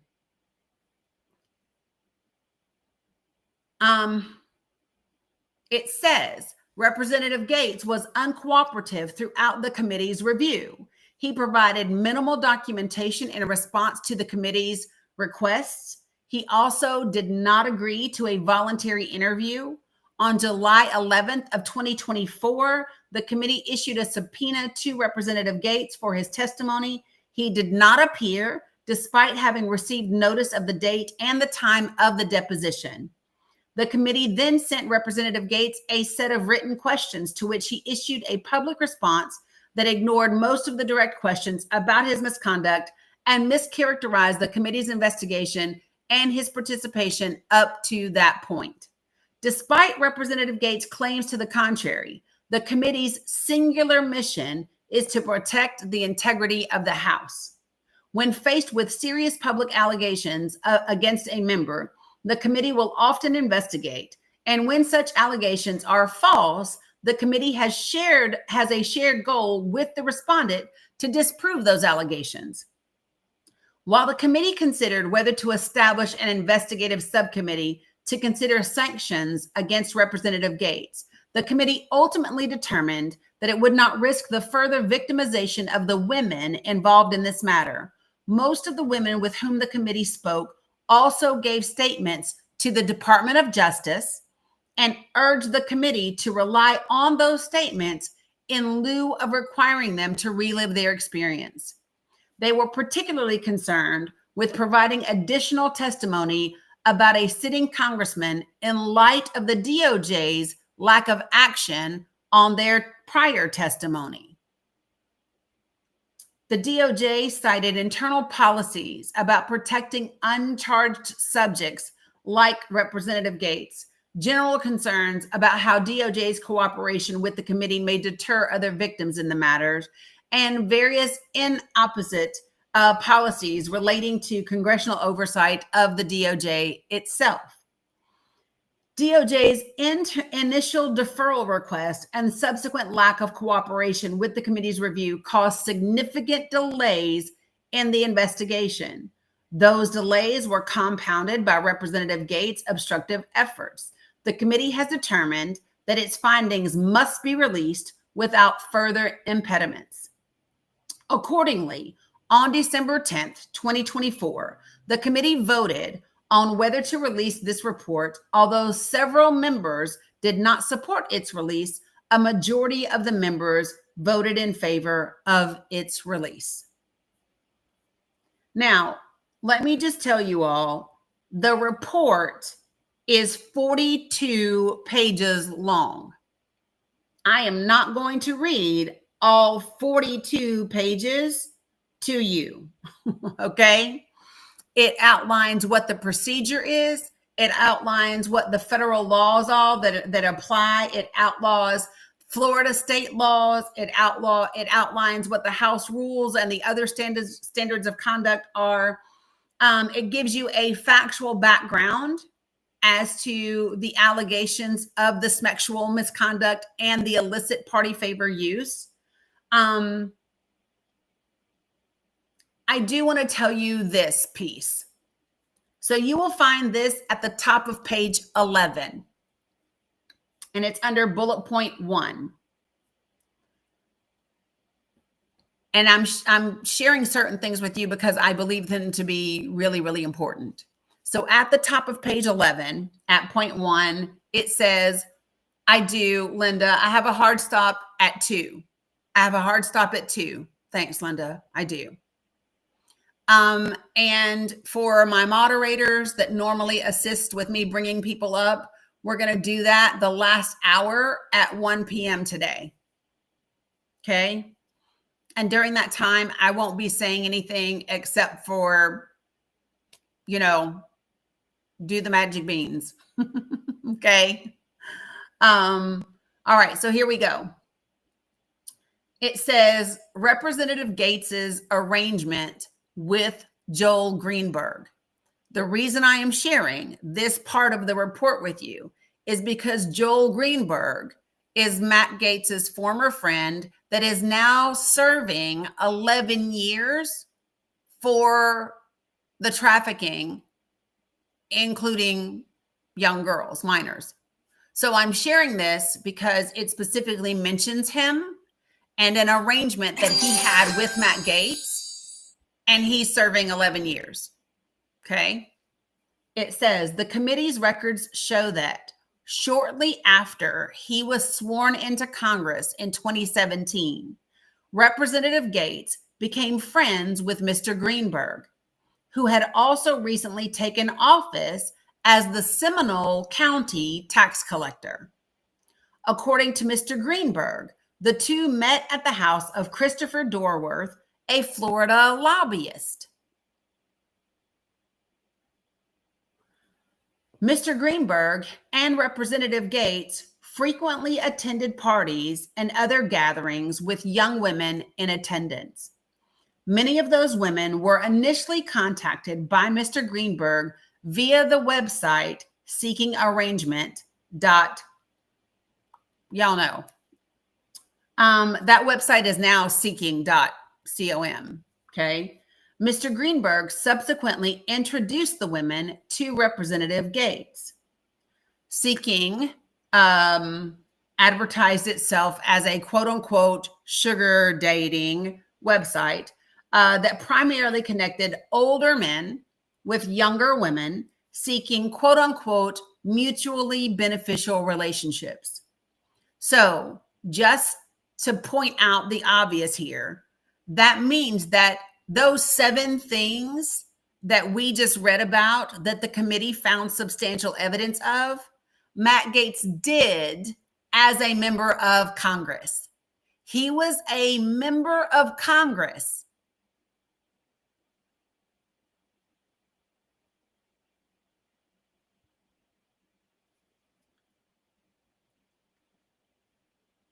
The website was generally understood by many of the women interviewed by the committee to involve, at minimum, an exchange of companionship for money.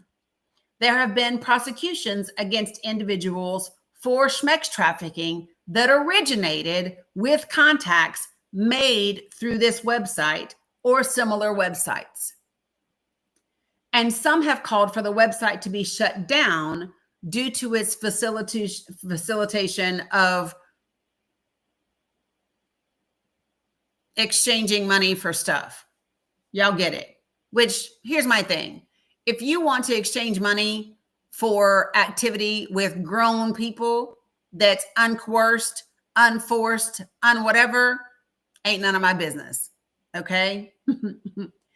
Platforms such as Seeking are known to, quote, make it easier for traffickers to exploit victims and connect with buyers.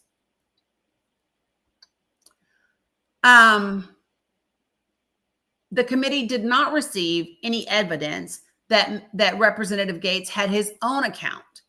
Mr. Greenberg indicated he frequently showed the site to Representative Gates and that he provided his login credentials to Representative Gates.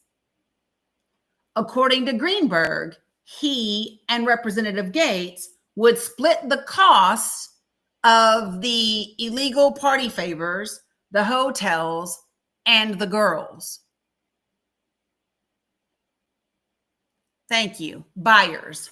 Okay. So I want you all to just hear that.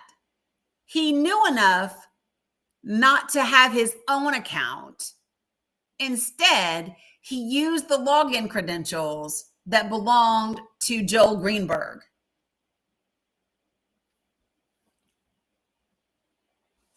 For example, the committee reviewed evidence that such activity occurred in July of 2017. Specifically, evidence showed that Representative Gates, Mr. Greenberg, and others gathered at a rental property located in the Brickell neighborhood of Miami, Florida, for a weekend beginning on July 7th, 2017. Representative Gates and Mr. Greenberg also spent time in Fort Lauderdale during that Miami stay, during which time Representative Gates withdrew at least $1,200 in cash from 3 different accounts at a single ATM. On June 22nd, 2017, Representative Gates paid $6,308 for that rental booking. On July 9th of 2017, Mr. Greenberg paid Representative Gates $1,600 by check. Mr. Greenberg stated that the check was reimbursement for a share of the rental. Mr. Greenberg also noted that they met up with another individual for dinner that weekend, and he shared a photo of Representative Gates, himself, and the other individual on social media on July 8th, 2017. The committee received evidence confirming that Representative Gates at times personally made payments to women who attended parties with him and Mr. Greenberg using various peer-to-peer electronic payment services, as well as checks and cash. Now, let me just say this. When this all started to come out, I was astounded that this fool had his Venmo public. Absolutely dumb. Just dumb. The committee's record also indicates that Mr. Greenberg, Mr. Greenberg sometimes paid women, listen to this, Greenberg sometimes paid women for having schmecks with Gates. And then he was sometimes reimbursed by Gates. Witnesses indicated that there were times where a lump sum would be sent to one woman who would then distribute the money evenly among all the others who attended the parties. Likewise, in one instance, Representative Gates sent $400 to Mr. Greenberg with a note, quote, hit up victim A. Mr. Greenberg then sent two women payments totaling $400, including victim A. Yes. On August 19th, 2020, Mr. Greenberg was indicted on charges related to his misuse of motor vehicle records and identification documents in his role as Seminole County tax collector and his attempt to falsely accuse a political opponent of being a PED. So Greenberg falsely accused his political opponent of being a PED. He was additionally charged with schmex trafficking of a child, who is victim A, wire fraud, bribery of a public official, theft of government property, and related charges. He pleaded guilty to 6 charges, including the schmex trafficking of victim A in May of 2021, but his sentencing was delayed until December of 2022 due to his ongoing cooperation with several other matters. As part of his cooperation, he provided information that was ultimately corroborated and ended in successful prosecutions.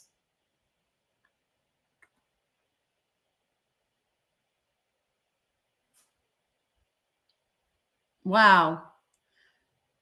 Point 2, it says the transactional nature of the interactions. From 2017 to 2020, Representative Gates made tens of thousands of dollars in payments to women that the committee determined were likely in connection with sexual activity and or illegal party favor use. They were made using such platforms as PayPal, Venmo, and Cash App. While he had accounts in his names on each of those platforms, he also sometimes paid women through another person's PayPal account or through an account held under a pseudonymous email account. He also paid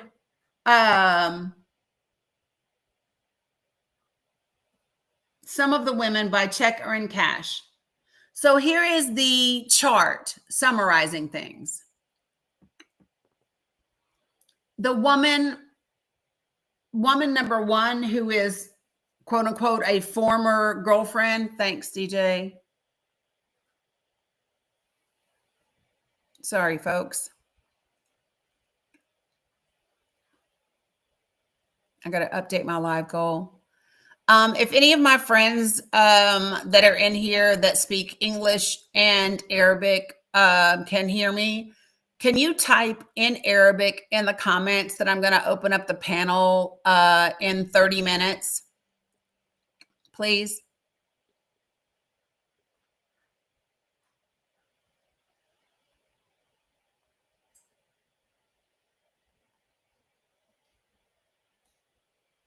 All right.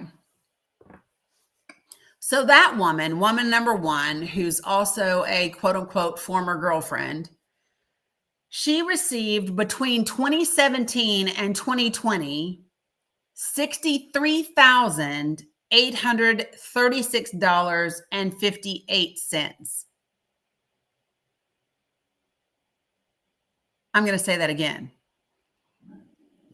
Matt Gates's quote unquote former girlfriend, who's woman number one, received $63,836.58 between 2017 and 2020.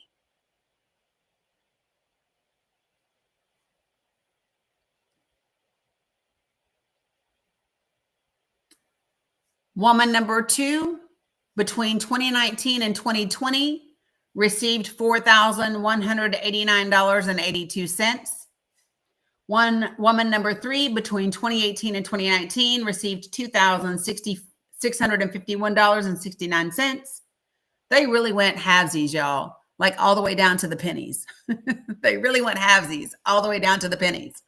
Woman number four, between 2017 and 2019, received $6,198.75. Woman number five, between 2018 and 2019, received $4,025.27. Woman number six, between 2018 and 2019, received $5,251.23. Woman number seven, one time in 2018, got $200. Listen, she was like, this shit wasn't worth it.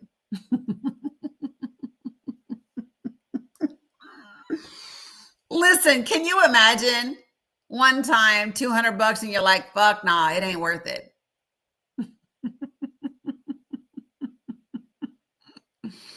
Holy geez.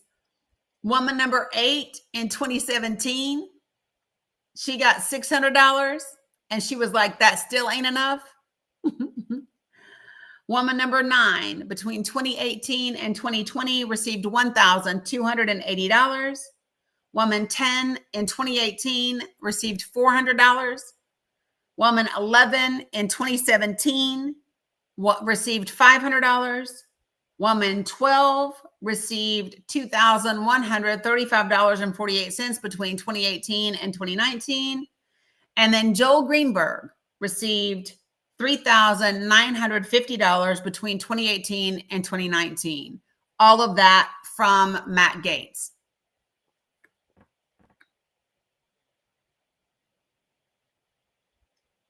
So listen to this part about the girlfriend.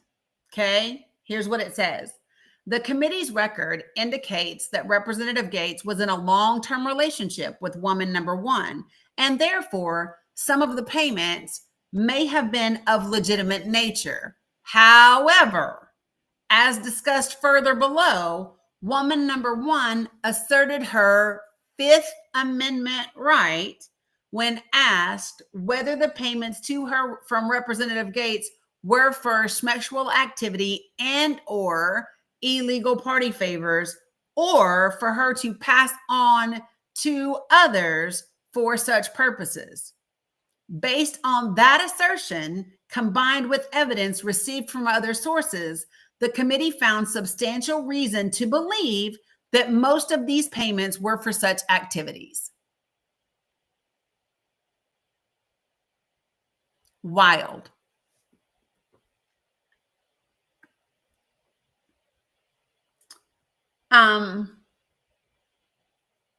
The committee was not able to speak with every woman who received payments from Representative Gates that were suspected of being part of illicit activity. Several women initially were responsive to the committee's outreach, but later told the committee they would not voluntarily participate. Other women were clear at first contact that they feared retaliation or were unwilling to voluntarily relive their interactions with Representative Gates. Due to the women's reluctance to cooperate, as well as the delay caused by the DOJ's deferral request and subsequent refusal to provide meaningful cooperation, the committee was unable to determine the full extent to which Representative Gates's payments to women or compensation for engaging in sexual activity with him. However, the record before the committee does provide substantial reason to believe that many of the payments in the chart above were made in connection with sexual activity and or illicit party favor use. The committee was also not able to quantify the amount of cash payments that Representative Gates made to women or the amount of payments that other individuals, such as Mr. Greenberg, made on his behalf.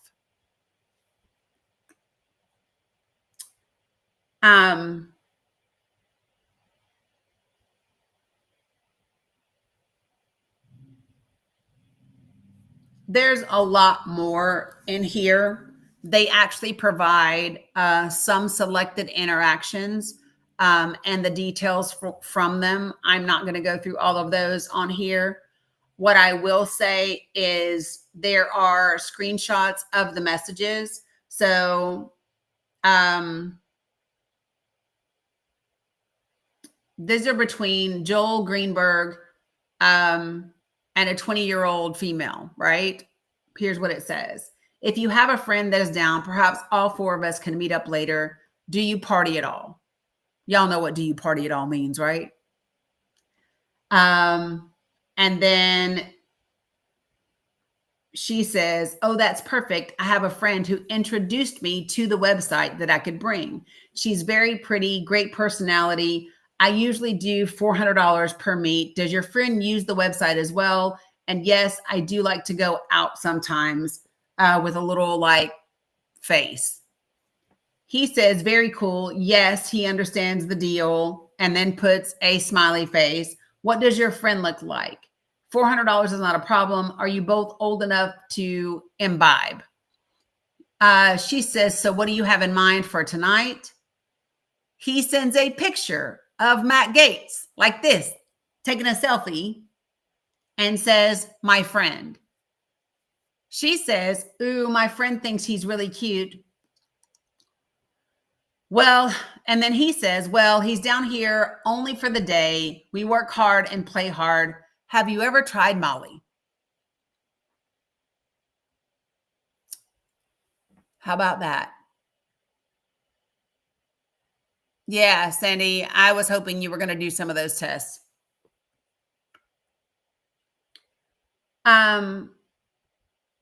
Evidence showed that Representative Gaetz met with the woman that corresponded with Mr. Greenberg in these messages. He continues to follow her on social media and has paid her more than $2,000 since late 2018. The girl named Molly, Renee, you know the girl named Molly. Molly is like, Molly is an illicit girl that sometimes people, you know, Lil Wayne raps about her. Anyway, like I said, it is 42 pages long. I'm not going to read the entire thing, but I think you guys get enough, right? I think you guys get enough of the idea. Now, I think some things are important to point out, okay? This stuff began after he was sworn in as a member of Congress in 2017, right? The investigation and the indictment into Joel Greenberg, yeah, I'm going to get to the article in just a second, happened during the first Trump administration. So do you expect me to believe that the DOJ that was under the Trump administration investigating Joel Greenberg and then convicting him and using him as a source for other convictions didn't know about Matt's involvement with Joel? Of course they did. Of course they did. And it's important for people to understand Matt Gaetz was Donald Trump's first choice for Attorney General.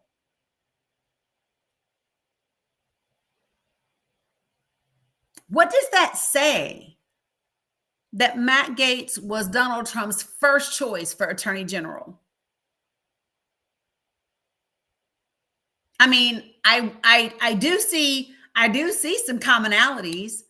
I mean, there is Florida, there is South Florida, there is underage girls, there is payments for schmecks, there is, a lot of that they all seem to, they were both really good friends with somebody that went to jail for that stuff, right?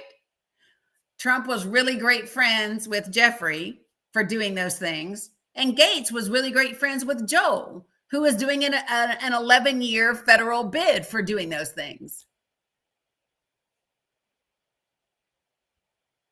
Just saying. And if you do not remember the clip that I just shared a minute ago, Kevin McCarthy said out loud at the University of Georgetown in DC, right, that the reason he is not Speaker of the House is because Matt Gaetz wanted his investigation, the investigation into him, shut down. And he would not do that. Period. I played the video a minute ago. People got to hear Kevin McCarthy say it out of his own mouth. Now, what I do want to share with you now is an article that came out yesterday. This is the 17-year-old girl in question. And this is her story. It came out yesterday. And this I am going to read to you because it's not that long. She was 17 and a high school junior in Florida. She was working at McDonald's and she was living in and out of a homeless shelter. Hoping to save up to buy braces to fix her teeth, she falsely advertised herself in 2017 as 18 years old on a website that matches men looking for companionship with young women looking to make money. What followed would set off a chain of events that would have a dramatic impact on her life and help upend the political career of one of the men she would encounter, Representative Matt Gaetz, the Florida Republican. Mr. Gaetz was investigated by the Justice Department for child schmeck trafficking, but never charged. Following the election last year, he was President Trump's first choice to serve as Attorney General. He subsequently resigned from Congress and then withdrew from consideration as Attorney General under a storm of scrutiny. A bipartisan House Ethics Committee investigation later determined there was substantial evidence that he had schmecks with the 17-year-old, and the report included testimony from the girl about how she was paid for the schmecks. For all the public fervor over Mr. Gaetz, who always asserted that he broke no laws, even as the House Ethics Committee found that he violated Florida's statutory grape laws, little attention has been given to the story of the girl, how she came to be exploited, and how she has coped with what happened to her and the ensuing political scandal. Last month, in response to a question from the McClatchy newspaper chain, a federal judge in Florida unsealed court documents from a related civil case that shed some light onto her background. The documents included a description of the girl that said that at the time she had met Mr. Gaetz, she was a, quote, then homeless 17-year-old high schooler, end quote. Carrie, I'm not reading about Donald Trump or Jeffrey. You got to pay attention, Carrie. You got to pay attention. In response to that disclosure, the New York Times reached out to the girl's lawyer, Laura B. Wolf, who agreed to confirm some basic biographical information about her client, providing details for the first time of how the girl's circumstances led her to her encounters with Mr. Gaetz. Ms. Wolf said her client believed the public should have a fuller understanding of how she had been victimized. The vulnerable circumstances most crime victims face are rarely known to the public, Ms. Wolf said.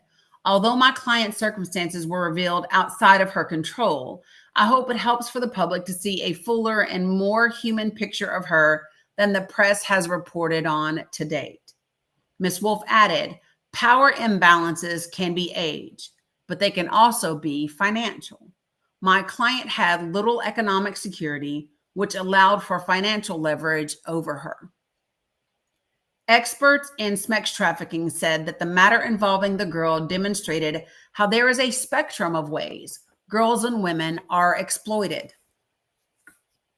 In some cases, the girls or women are physically trapped and unable to escape men who are taking advantage of them.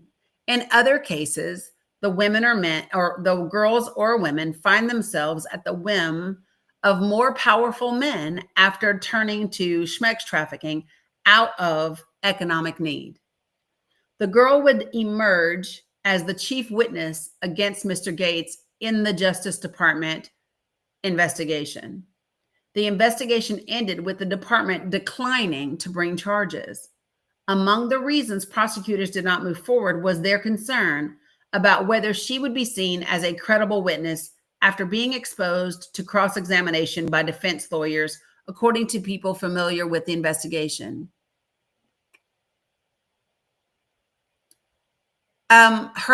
We know that boys are victims. What we are reading is a particular story about a particular person. Again, folks, pay attention. Just listen, and maybe you will know what we're actually talking about. In response to questions about the girl, Mr. Gates said in a text message on Thursday, quote unquote, I never had schmex with this person. This person threatened me with a lawsuit if I didn't pay her $2.3 million, Mr. Gates said. She never sued me because her story is fiction, end quote. According to her lawyer, the girl's path to meeting Mr. Gates began during her junior year in high school.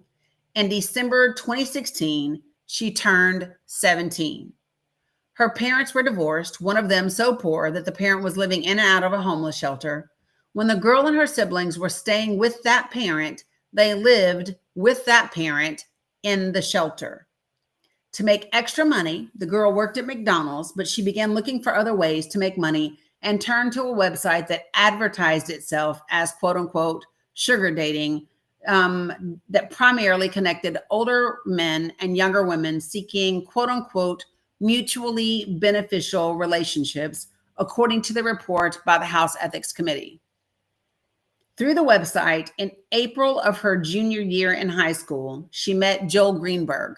That's the dude that's now doing 11 years in federal prison, a local Florida tax collector who is becoming a friend and ally of Mr. Gates, according to court documents. Much of what followed has been documented in other inquiries and legal proceedings, including the House Ethics Committee investigation. Mr. Greenberg first invited the 17-year-old to a meeting on his boat, according to court documents.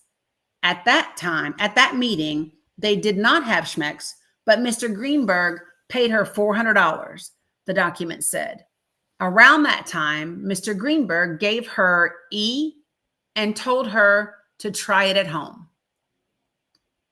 Shortly thereafter, Mr. Greenberg contacted the girl again, and they ultimately met up at a hotel where they had schmex, according to court documents. For that, she was paid another $400, the court documents said. In the months that followed, Mr. Greenberg, using his personal credit card and one for the local tax collecting office he was in charge of, would have schmex with her 7 times for money before she turned 18. This is according to court documents. Often during those encounters, he would give her E, and he would often pay the girl and other women additional money for taking the E during the schmecks. On July 15th of 2017, Mr. Greenberg asked the girl and others to attend a party at the home of Chris Dorworth, a former Republican member of the Florida State House of Representatives, who at the time worked as a lobbyist for Ballard Partners, which is run by a major Trump fundraiser. Now, I'm going to pause right here. For all of my folks back home, that name should ring a bell for you. Ballard Partners also represented Ballad Health.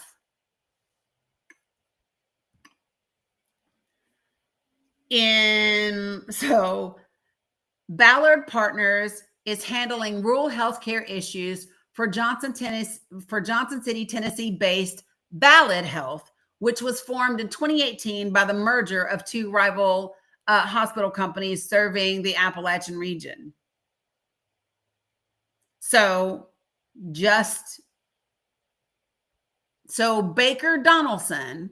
Now, Baker Donaldson is the law firm that sent me threatening letters saying that they were going to sue me over my protest of Ballad Health. So Baker Donaldson, that law firm, hired Ballard Partners for the healthcare push effort, and they did the PR for Ballad Health.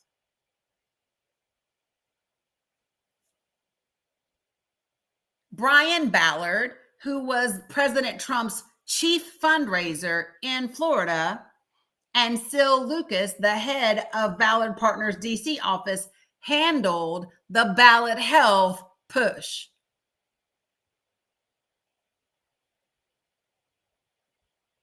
So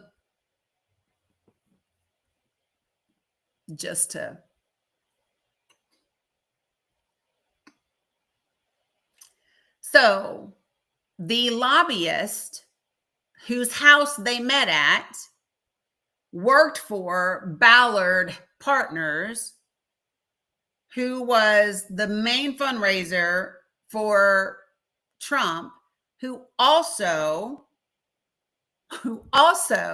was lobbying for Ballad Health. Oh, yeah. And I knew. So for you guys to really understand who I was up against when I was protesting Ballad Health. So Alan Levine, who is the CEO of Ballad Health, got his start in healthcare right out of college, working for Rick Scott, Senator Rick Scott, who became Governor Rick Scott, who was Governor Rick Scott, who was also Donald Trump's healthcare advisor during his first term. So Alan Levine and Rick Scott are super close friends, super close friends. And Rick Scott was Donald Trump's healthcare advisor in the first administration. And Alan does not like me. So I understood very much who all my fight was with back then, and still do. Let's just say this. It did not help my PTSD at all. At all. So, and I want to be sure that I say this. I want to be sure that I say that I am in no way, shape, or form connecting Alan with the deeds done over here. I want to be very clear about that. And I'm not being sarcastic. I would never say that about him because I don't know anything that would even hint at that. I just want to be clear. All I'm talking about is powerful people with lots of money and political influence. That would be the only connection I would be making here. Powerful people, political connections, lots of fucking money. I would never say anything else. And I'm dead ass serious. I'm not being facetious. I'm not winking, none of that. I mean that 10 toes down. Okay? Just to be clear. 8 minutes. I'm going to open up the panel. Okay. So listen, so they had this, he invited them to this party. Yeah. I'm real.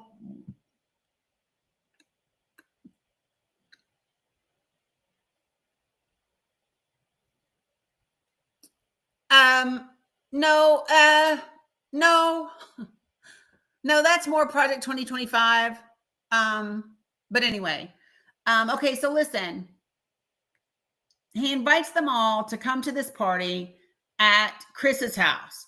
Chris is a former state rep in Florida who at the time was a lobbyist for Ballard Partners, who was a major Trump fundraiser, which is run by a major Trump fundraiser. And Ballard Partners was also the PR firm for the healthcare monopoly that I protested.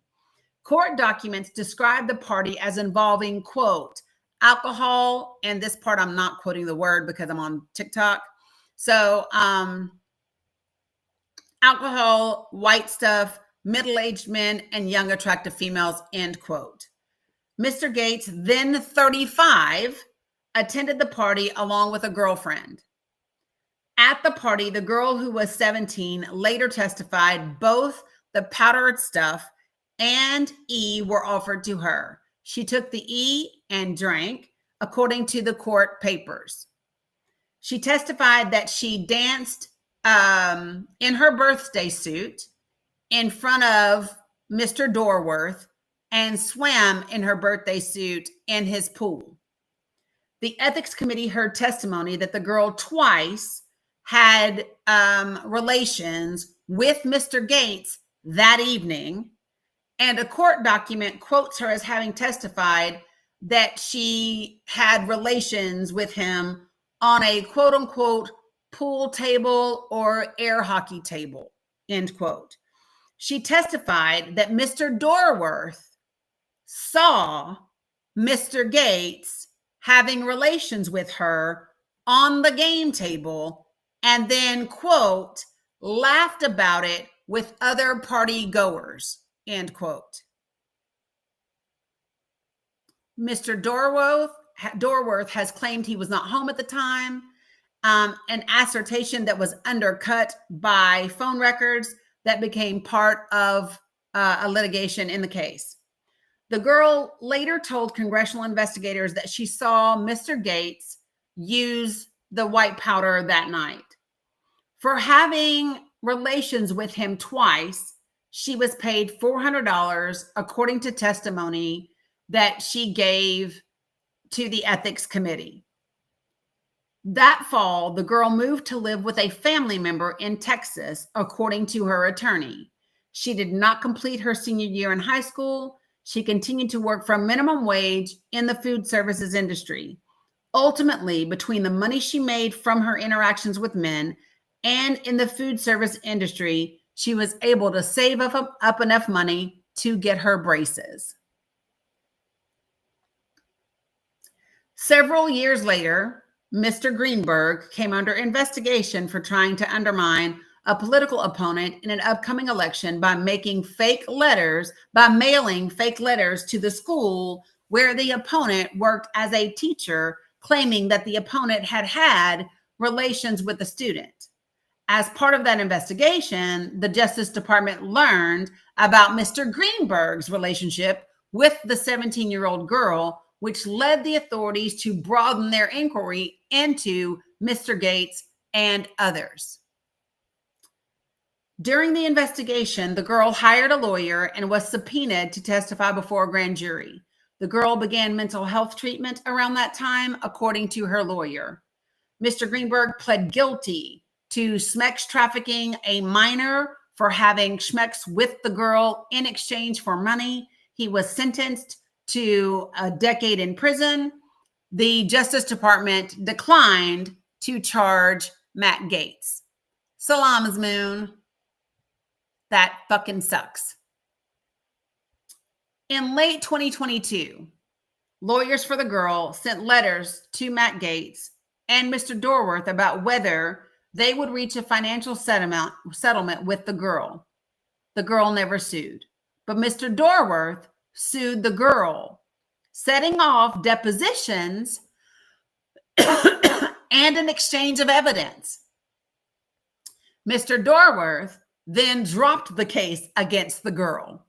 But some documents that were generated by that case were given to the ethics committee investigators who later used them in their report. The documents that revealed the girl was quote unquote homeless were unsealed in October. Fritz Scheller, who was Mr. Greenberg's lawyer, said that throughout the entire ordeal, including the investigations and the civil litigation, it became apparent that the girl was quote unquote a victim that embodied unwavering strength and courage. That is the report from yesterday. The Senate ethics report on Matt Gaetz is in my link tree. I read the findings to you at the beginning of that document.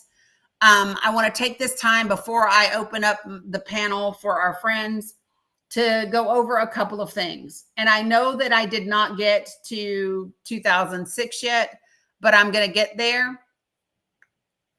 Okay. And I need to share a couple of things with you all. It is winter in Palestine. It is winter. It is raining a ton. If you know anything about being unhoused, rain can oftentimes be worse than anything else, because when you are wet, it is almost impossible to get warm. You can get sick. There's a lot of other things. They do not have houses. They are in the rubble. Many of them have tents or tents that are made out of clothes and fabric and all the other things. So when I open up this panel, I'm going to ask you to stop giving me magic beans. And I'm going to ask you instead to share your magic beans with other people that are on this panel from the places that I just described. I will also tell you that there are direct ways to do that with people, and it's also in my link tree. So if you prefer that instead of magic beans on TikTok, right? Then you can absolutely 100% go to my profile in my link tree, and you will find ways that you can be, directly helpful to people. Okay. So there's a couple of different ways to help, to show. Okay. So literally this right here for me, I'm going to ask you all to stop worrying about me and to focus on our guests.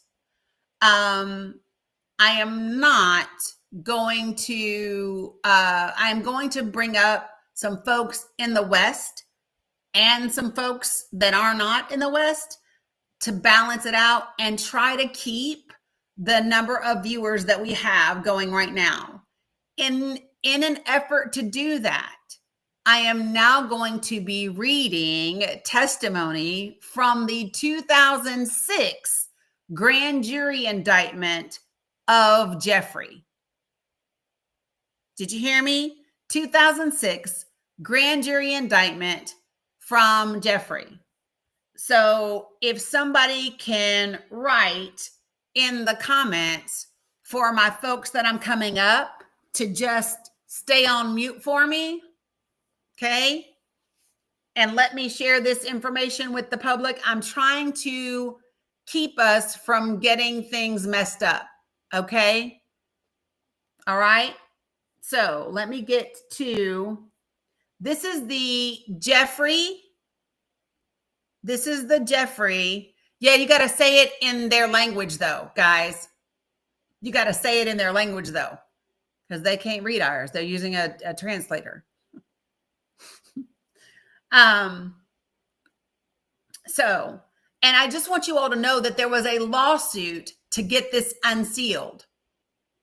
There was a lawsuit to get this unsealed. Okay.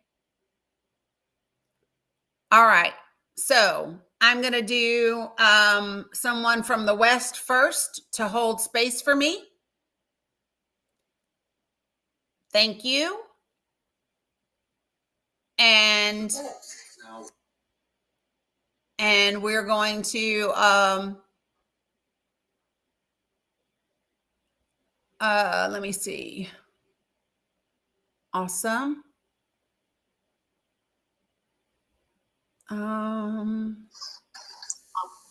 need السلام عليكم أختي داني كيفك؟ salam. هلا أختي داني.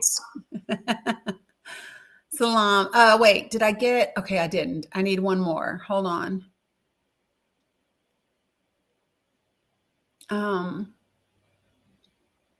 Let's see if this works.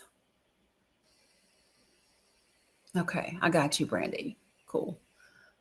Okay, so good morning, Ella.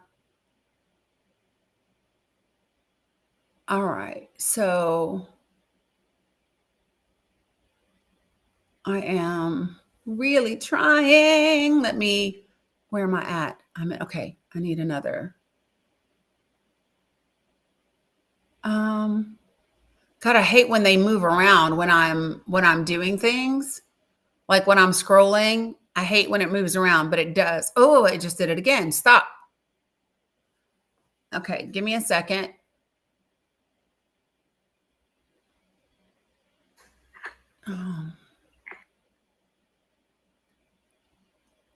Cat. Thanks, Inger.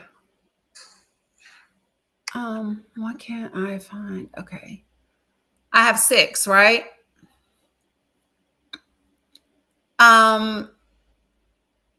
Is Sandy here or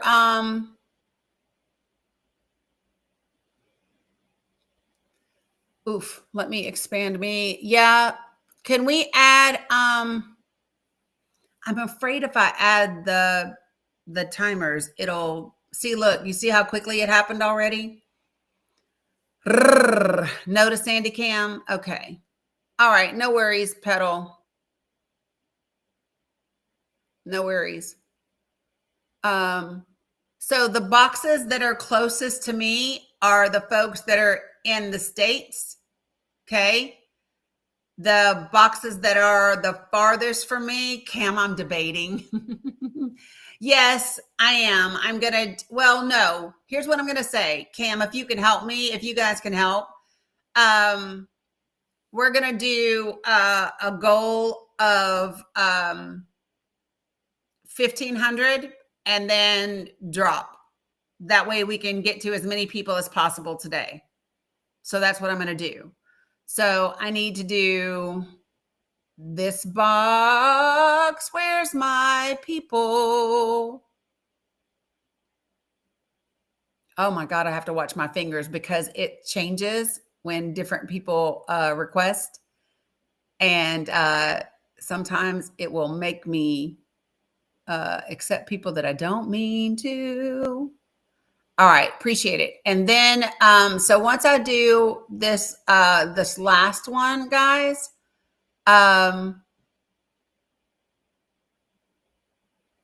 once I do this last one, folks, I am going to begin to read, I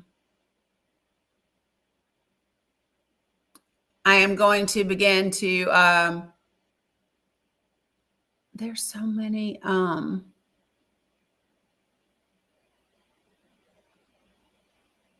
ouch. Well, hell, it moved. I don't think y'all know how much this shit moves on me, but it does.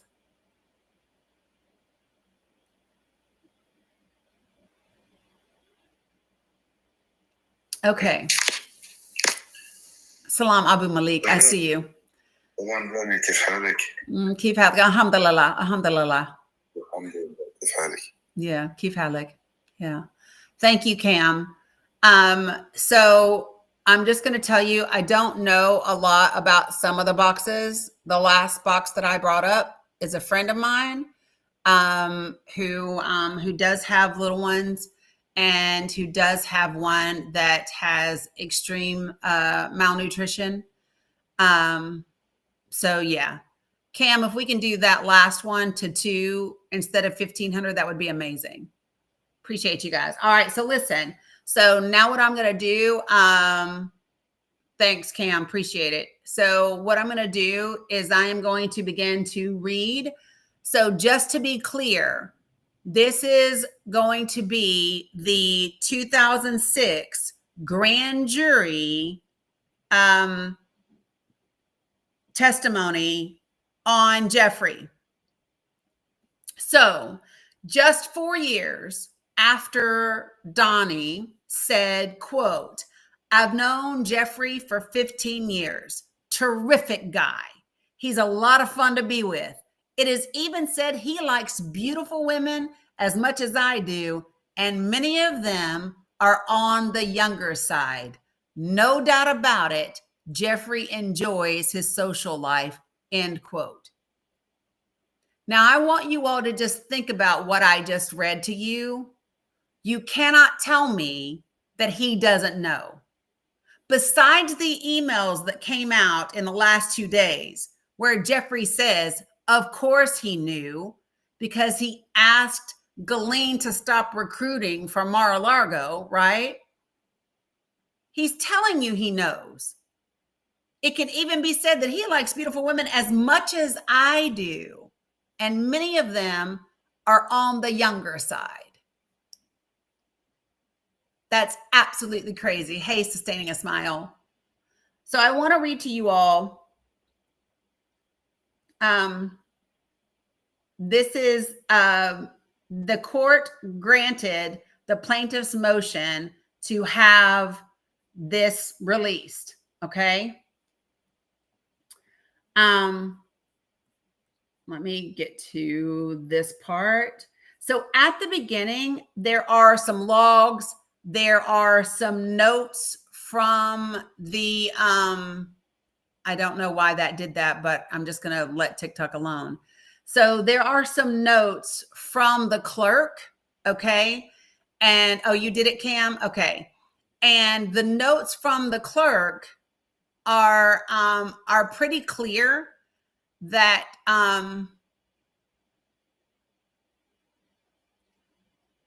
she's documenting all of the things, all of the testimony that's happening. I'm going to skip through her notes and the times that are along with them.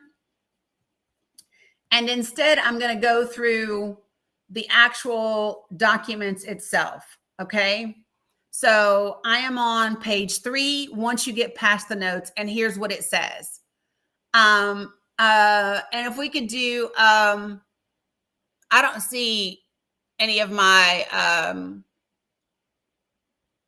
hold on. We've got a space. Cam, I'll fill the space for you.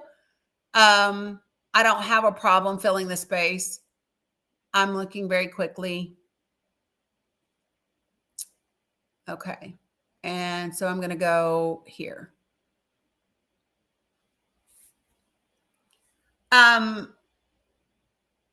Yeah, that's cool. Yeah. So, so Abu Malik is the, Salam Mohammed. Abu Malik is Salam Mohammed. Abu Malik is what I said, be there, to 2. Everybody else is going to be 1.5K. Okay. And we're doing great at holding the numbers in the room. So that's amazing. That's super amazing. And I appreciate you guys for taking care of people. I really do. All right. Okay, so here we go. Be it remembered that the following proceedings were had at the Palm Beach County Courthouse located in the city of West Palm Beach, state of Florida, on Wednesday, July 19th, 2006, beginning at 9:14 a.m. with appearances as herein before noted, to wit. So it begins with Miss Duggan. Everybody ready? And this first witness is Joe Ricari. And so Miss Duggan is going to swear him in. He's going to swear to tell the truth, blah, blah, blah, blah, blah. And then we're going to keep going. And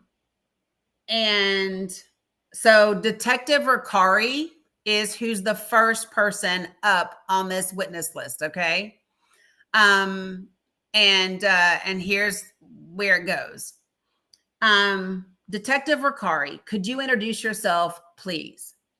My name is Detective Joe Ricari with the Palm Beach Police Department. It's Abu Malik, which is this box here, Mama CF.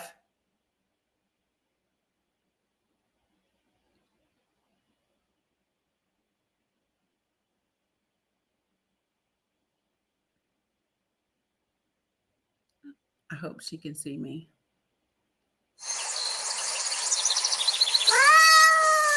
Thank you, Mama CF. I appreciate you. Appreciate you guys very, very much. Hey, Abu Siraj. Good to see you, friend. Good to see you. What do I have now? I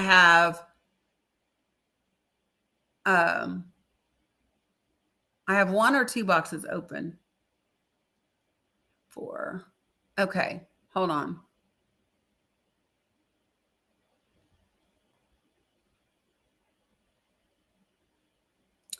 Okay, so this next person, I want them to not talk. This person has a significant injury, and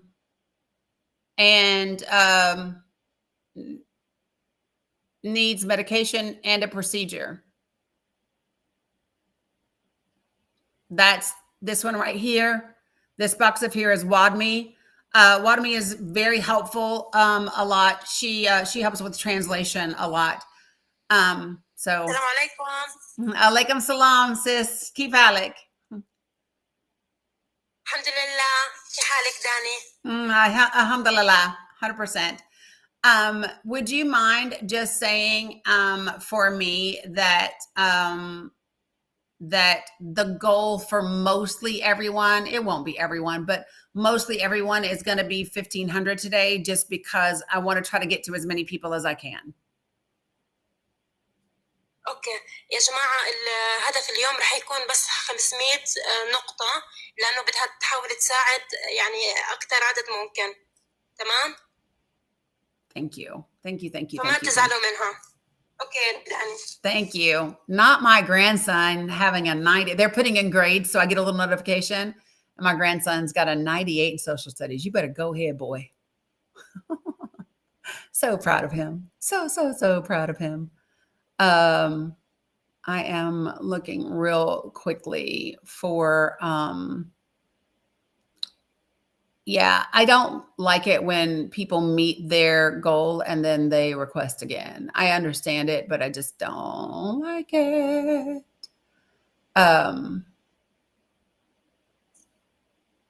Oh, he was the one that was trying to connect.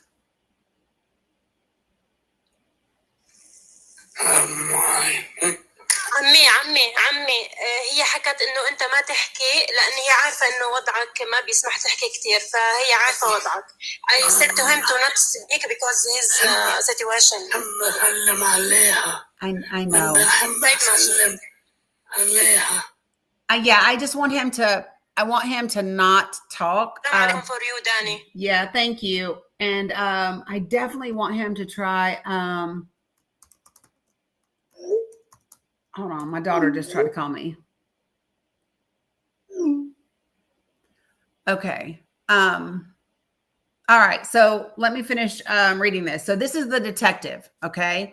And Cam, whenever I see you drop, then I will help. Okay. Then I'll replace whenever I see you drop. And so what I'm going to do here is if we can just get 8 here, right? Then I'm cool with that because I know he got almost 30 the other day. So and then I can rotate around. Yeah, I'm doing the best that I can, people, and it's going to be what it is. But okay, so let me keep going because you see how we're dropping. All right, so let's talk about this grand jury testimony from 2006. Okay, and it says, "What is your position there?" He says, "I'm a detective in the Special Investigations Unit. What do you investigate in special investigations? Long-term investigations, financial crimes, white-collar crimes, just about any kind of crimes." Appreciate you, Sunflower Fish. Can you have him turn off his camera? Because it might also, TikTok might not like it.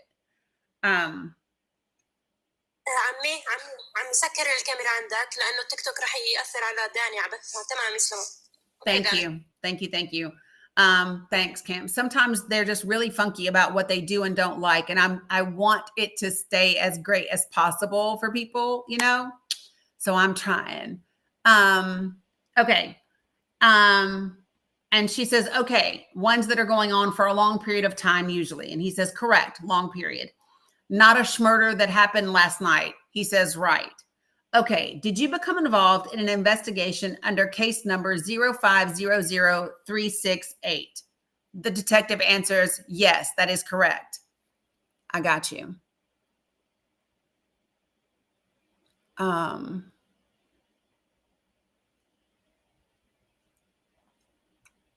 Okay. When did you become involved in this? The detective answers, in September of 2005. Salam Soha. And then she says, okay, was there another detective investigating this case before then? And the detective says, that is correct. Her name was Michelle Pagan. Question. Okay. And she at some point turned it over to you? The detective answers, yes. Question. Have you familiarized yourself either speaking with Detective Pagan or going through her reports as to what was done when she was the detective on the case? Answer. Yes, I have. Question. Yes, Sarah, that's perfect. Thanks. Question. Okay. How did this case come to the attention of the Palm Beach Police Department? Answer. On March 14th, 2005, a phone call was received from a name that is redacted, who felt that there was some sexual activity had occurred with her daughter. So I did not know this, that it was actually the mother of one of these girls that contacted the Palm Beach Police Department and started this investigation on Jeffrey in 2005. Did you guys know that? Because I did not know that, but big ass W mom, right? Nobody has to reject. You can just let them sit. Okay. And somebody says, okay, and who was her daughter? And the answer is her stepdaughter is, and of course the name is redacted. What did name redacted think was going on? Answer. What had occurred was that name redacted had gotten into a fight at name redacted school. And subsequent, after the fight, they discovered $300 in her purse. Hello, Raja. Question. Okay. Did the redacted name also overhear a conversation where they were talking about schmexed? I know. Hold on. Let me open up so I can communicate.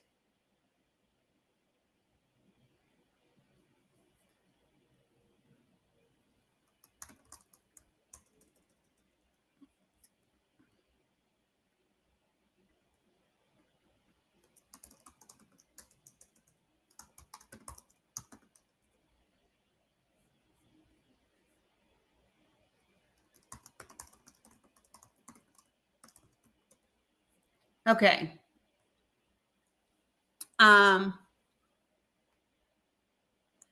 You know what, blessed, maybe it might be that they go down because you guys stopped gifting me. Maybe. I honestly don't know. And my heart always just goes, stop me and do them. You know what I mean? Because that's just what I do. But yeah. Cam, you got it, or you want me to?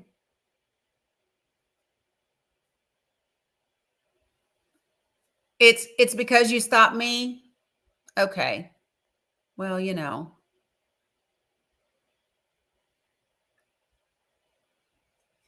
Well, did it? What happened? Cam, it's doing the thing again where it won't let me do it. It might be because I tried to did it. Tried to do it. I'll let you do it, Cam.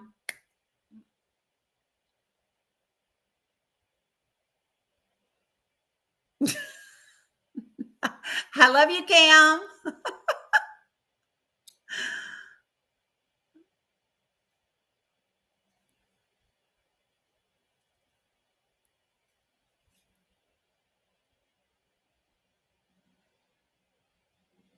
We're gonna see.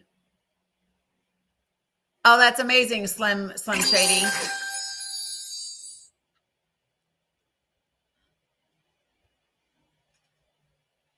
I really do appreciate you guys so much.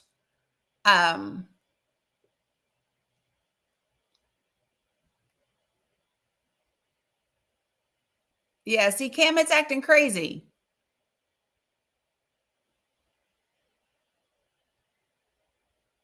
Okay, I canceled mine, so I think yours should work, Cam.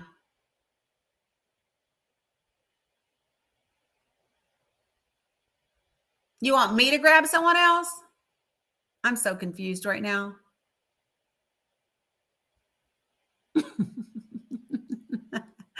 You know, okay, let me reset my goal so that I'm not touching it, Cam. Let me finish my goal. Ugh. I am trying.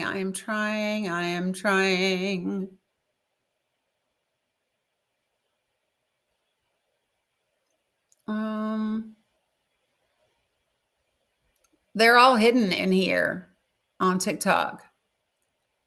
All of the one coin ones. Like I'm scrolling. Okay, finally, I found one.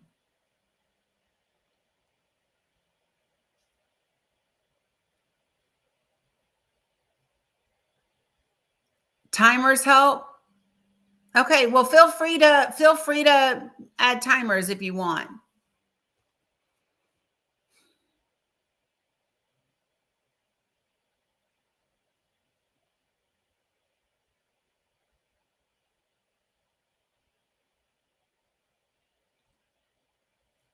I don't know what it's doing.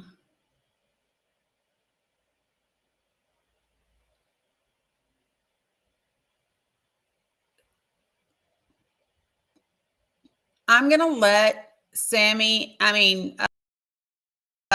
Cam and Sandy handle it for me. Hold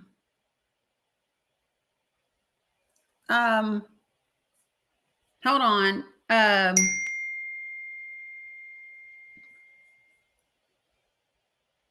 Yeah, no, that's not okay, Kat. That's not okay, Kat.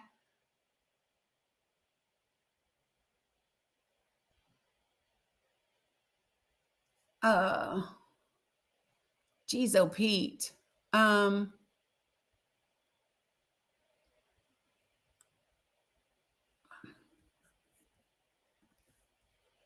on.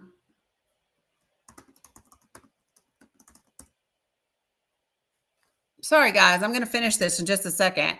I'm going to finish the reading.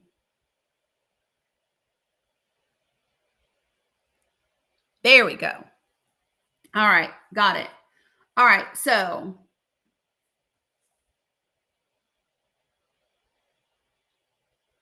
yep. He's got horrible connection today, it looks like. There we go. Yeah, he's got horrible connection. Yeah, Cam, he was in limbo. Yeah, that's okay. Okay, I'm cool. Yeah, just saying. So I have, okay, so the first and third from the top, who did I lose? I lost somebody. Damn. Okay, you did. Okay, that's fine. Okay. Oh, they made it to the goal. Okay, cool. I don't see Mohammed Osama. I don't see him at all. I was looking for damn. I don't see Sammy either. I don't see. Damn, there were people that I had in mind. Oh, I see. Okay. Got it. Yeah. Sometimes I can see and sometimes I can't. Okay. So listen. So, and if you all remember, if you've been with me for a while, Assalamu alaikum. How are you, Sister Dani? alhamdulillah, alhamdulillah, sis. So بدي احكي لكم بس وعد بدي احكي بس شغله لداني بس تترجمي لها بعينك الله.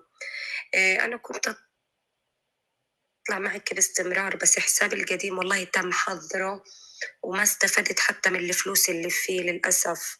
يعني بجد محتاجه انه تقفوا جنبي لانه والله حسابي انحظر في الفلوس اللي فيه وما قدرت اسحبهم ابدا. Yeah, Cam, you just removed my translator. يعني كنت ناوية والله أجيب كسوة لأولادي أواعي شتوي وما قدرت أجيب لهم إشي للأسف. ما عندهم أي إشي شتوي يلبسوه. Yeah, Cam girl, I have no idea because you just removed the translator, so I don't know. But all right, I got it.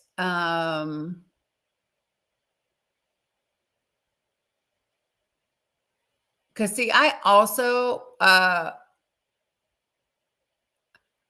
I don't know this one. I don't know.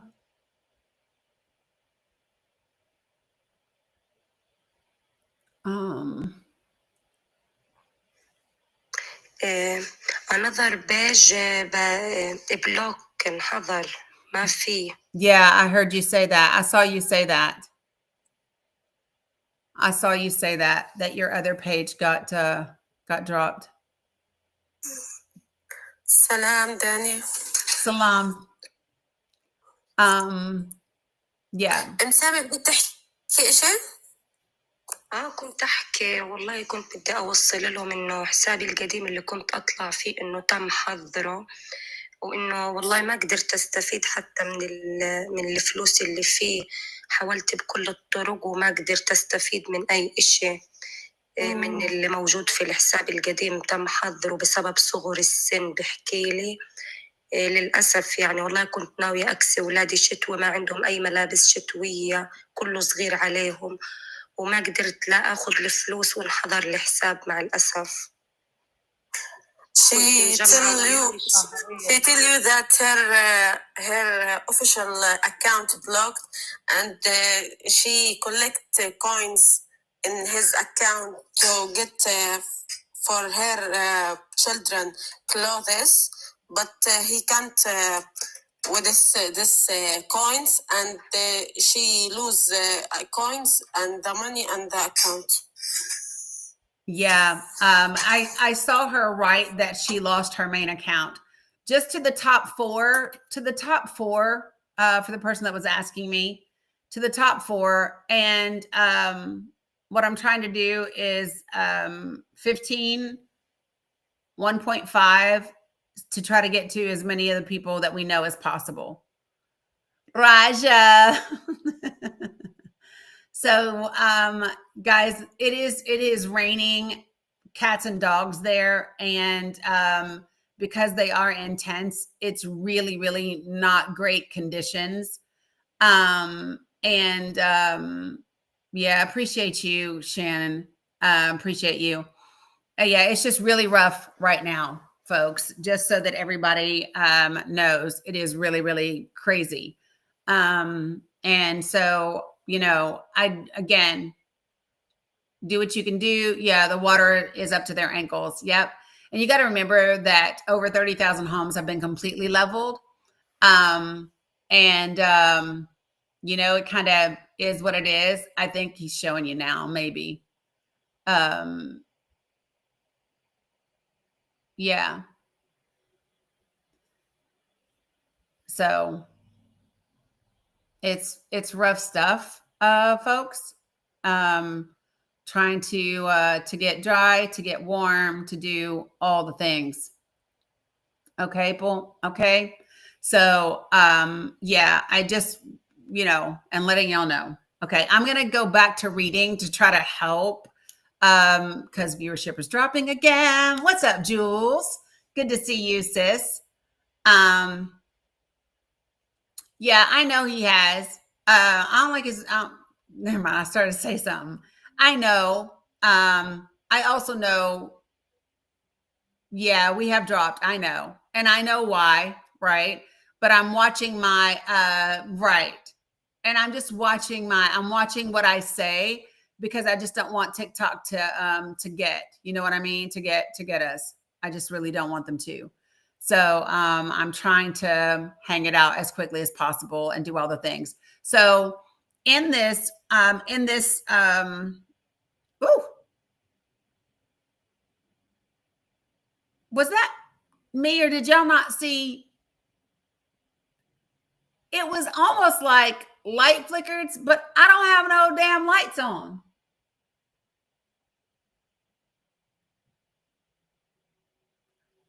How can that be when I don't have lights on?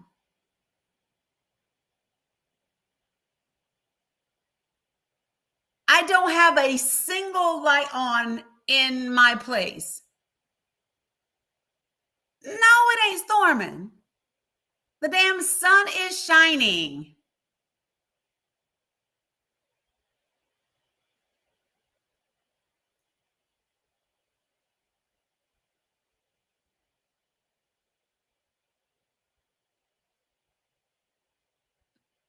No, I'm looking at the trees right now. They ain't moving.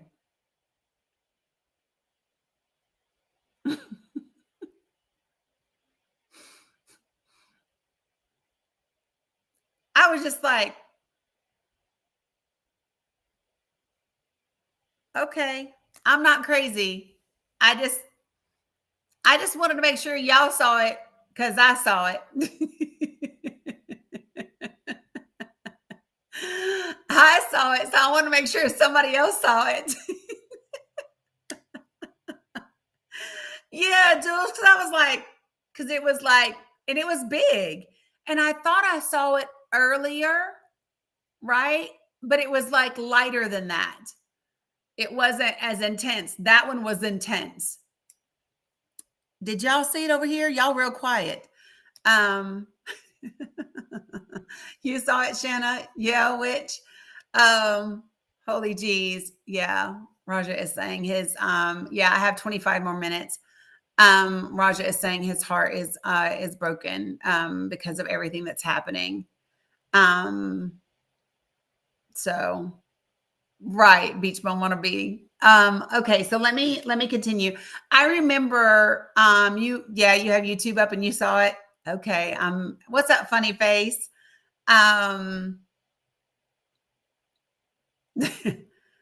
Yeah. So let me just, so if you all remember when we first began reading this, because we read it one time before, do y'all remember that? When we read this one time before, we talked about the way that this whole investigation popped off. Do y'all remember? No, it did not come up from a device. The way this whole investigation popped off into Jeffrey in 2006 is because some girls got into a fight at a school, and basically she was saying, you a hoe, and she's saying, I'll whip your ass. And so they got into a fight, and then they found $300 in the girl's purse. And that's how all this started. Teenage girls being teenage girls, and rumors at school starting fights. That's how this whole thing got charges on Jeffrey in 2006, which is just absolutely wild.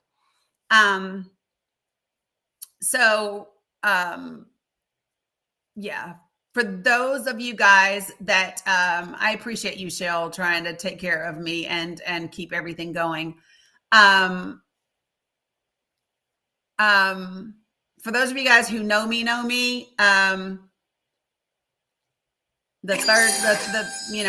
anyway. All right, so listen. So when questioning the $300, she told him that she received it from a man in Palm Beach. Okay. And then, so the next question was, and the name is redacted, did so-and-so also overhear a conversation where they were talking about having relations? Right. I know, Raja. I know.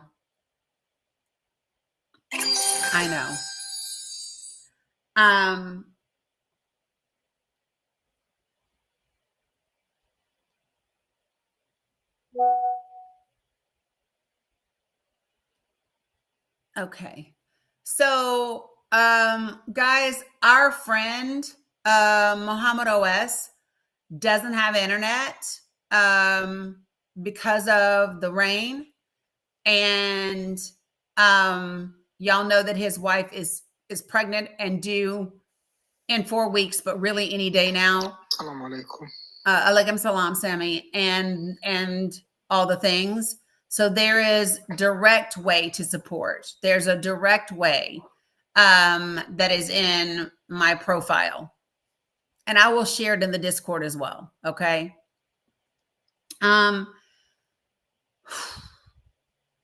Okay. I have 20 more minutes. So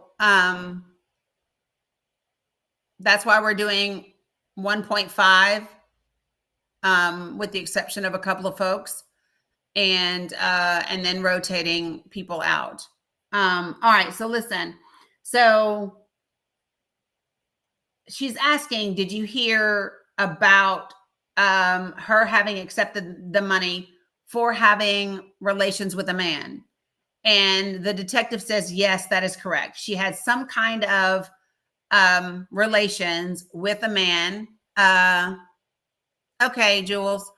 And the detective said, he was asking, was she paid for it? And he says, yes. And then she says, was Detective Pagan able to find out the circumstances about why the fight occurred? And the detective answered, and he said, it was rumored that she had slept with a man in Palm Beach, Florida at whatever school. The rumor was that she was having relations in exchange for money.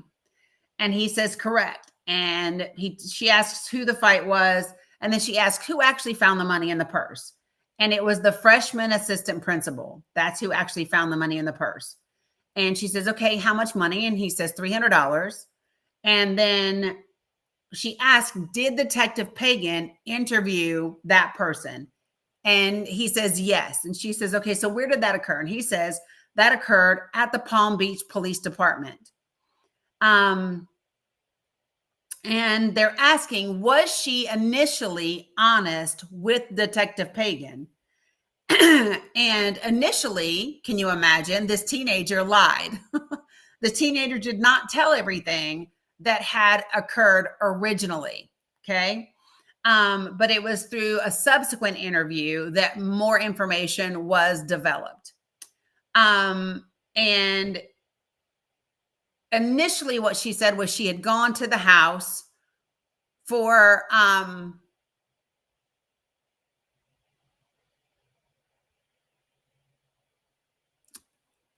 they're going really fast now, but give me a second because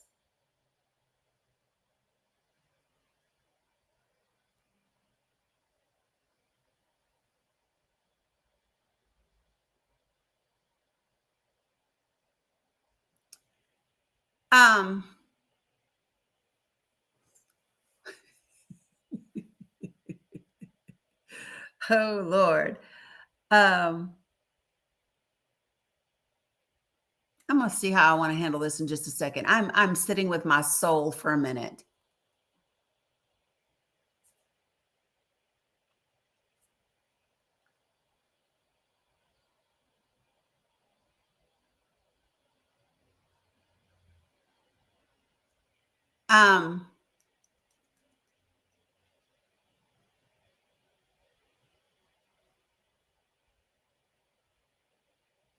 Alaikum salam, Abood. So,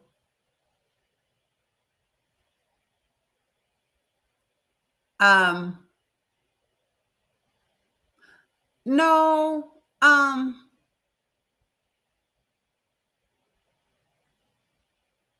of course. See, so this is the difference. This is Soha.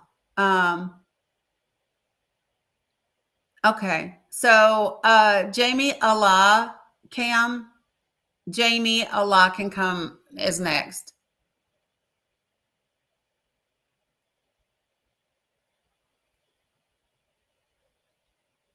I don't see Jamie, but Jamie Allah.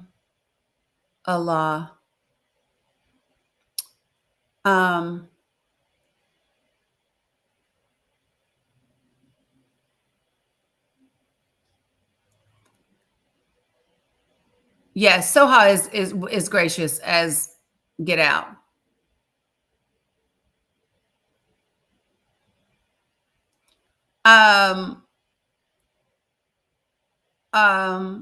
Yeah, Soha, you're more than welcome. Oh, wait.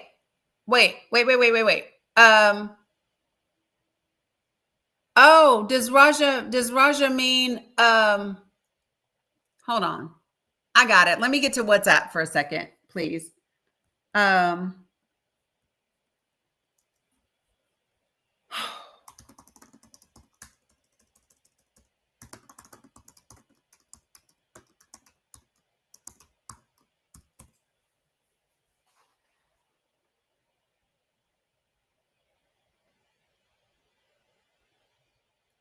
Raja, what's up?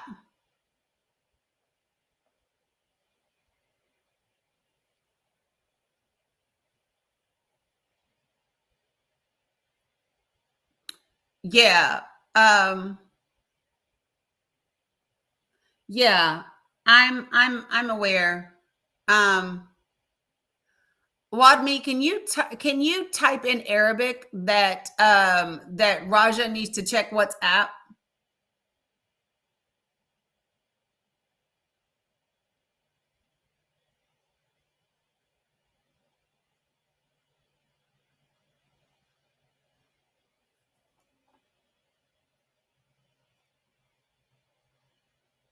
Yeah, you can see my face right now.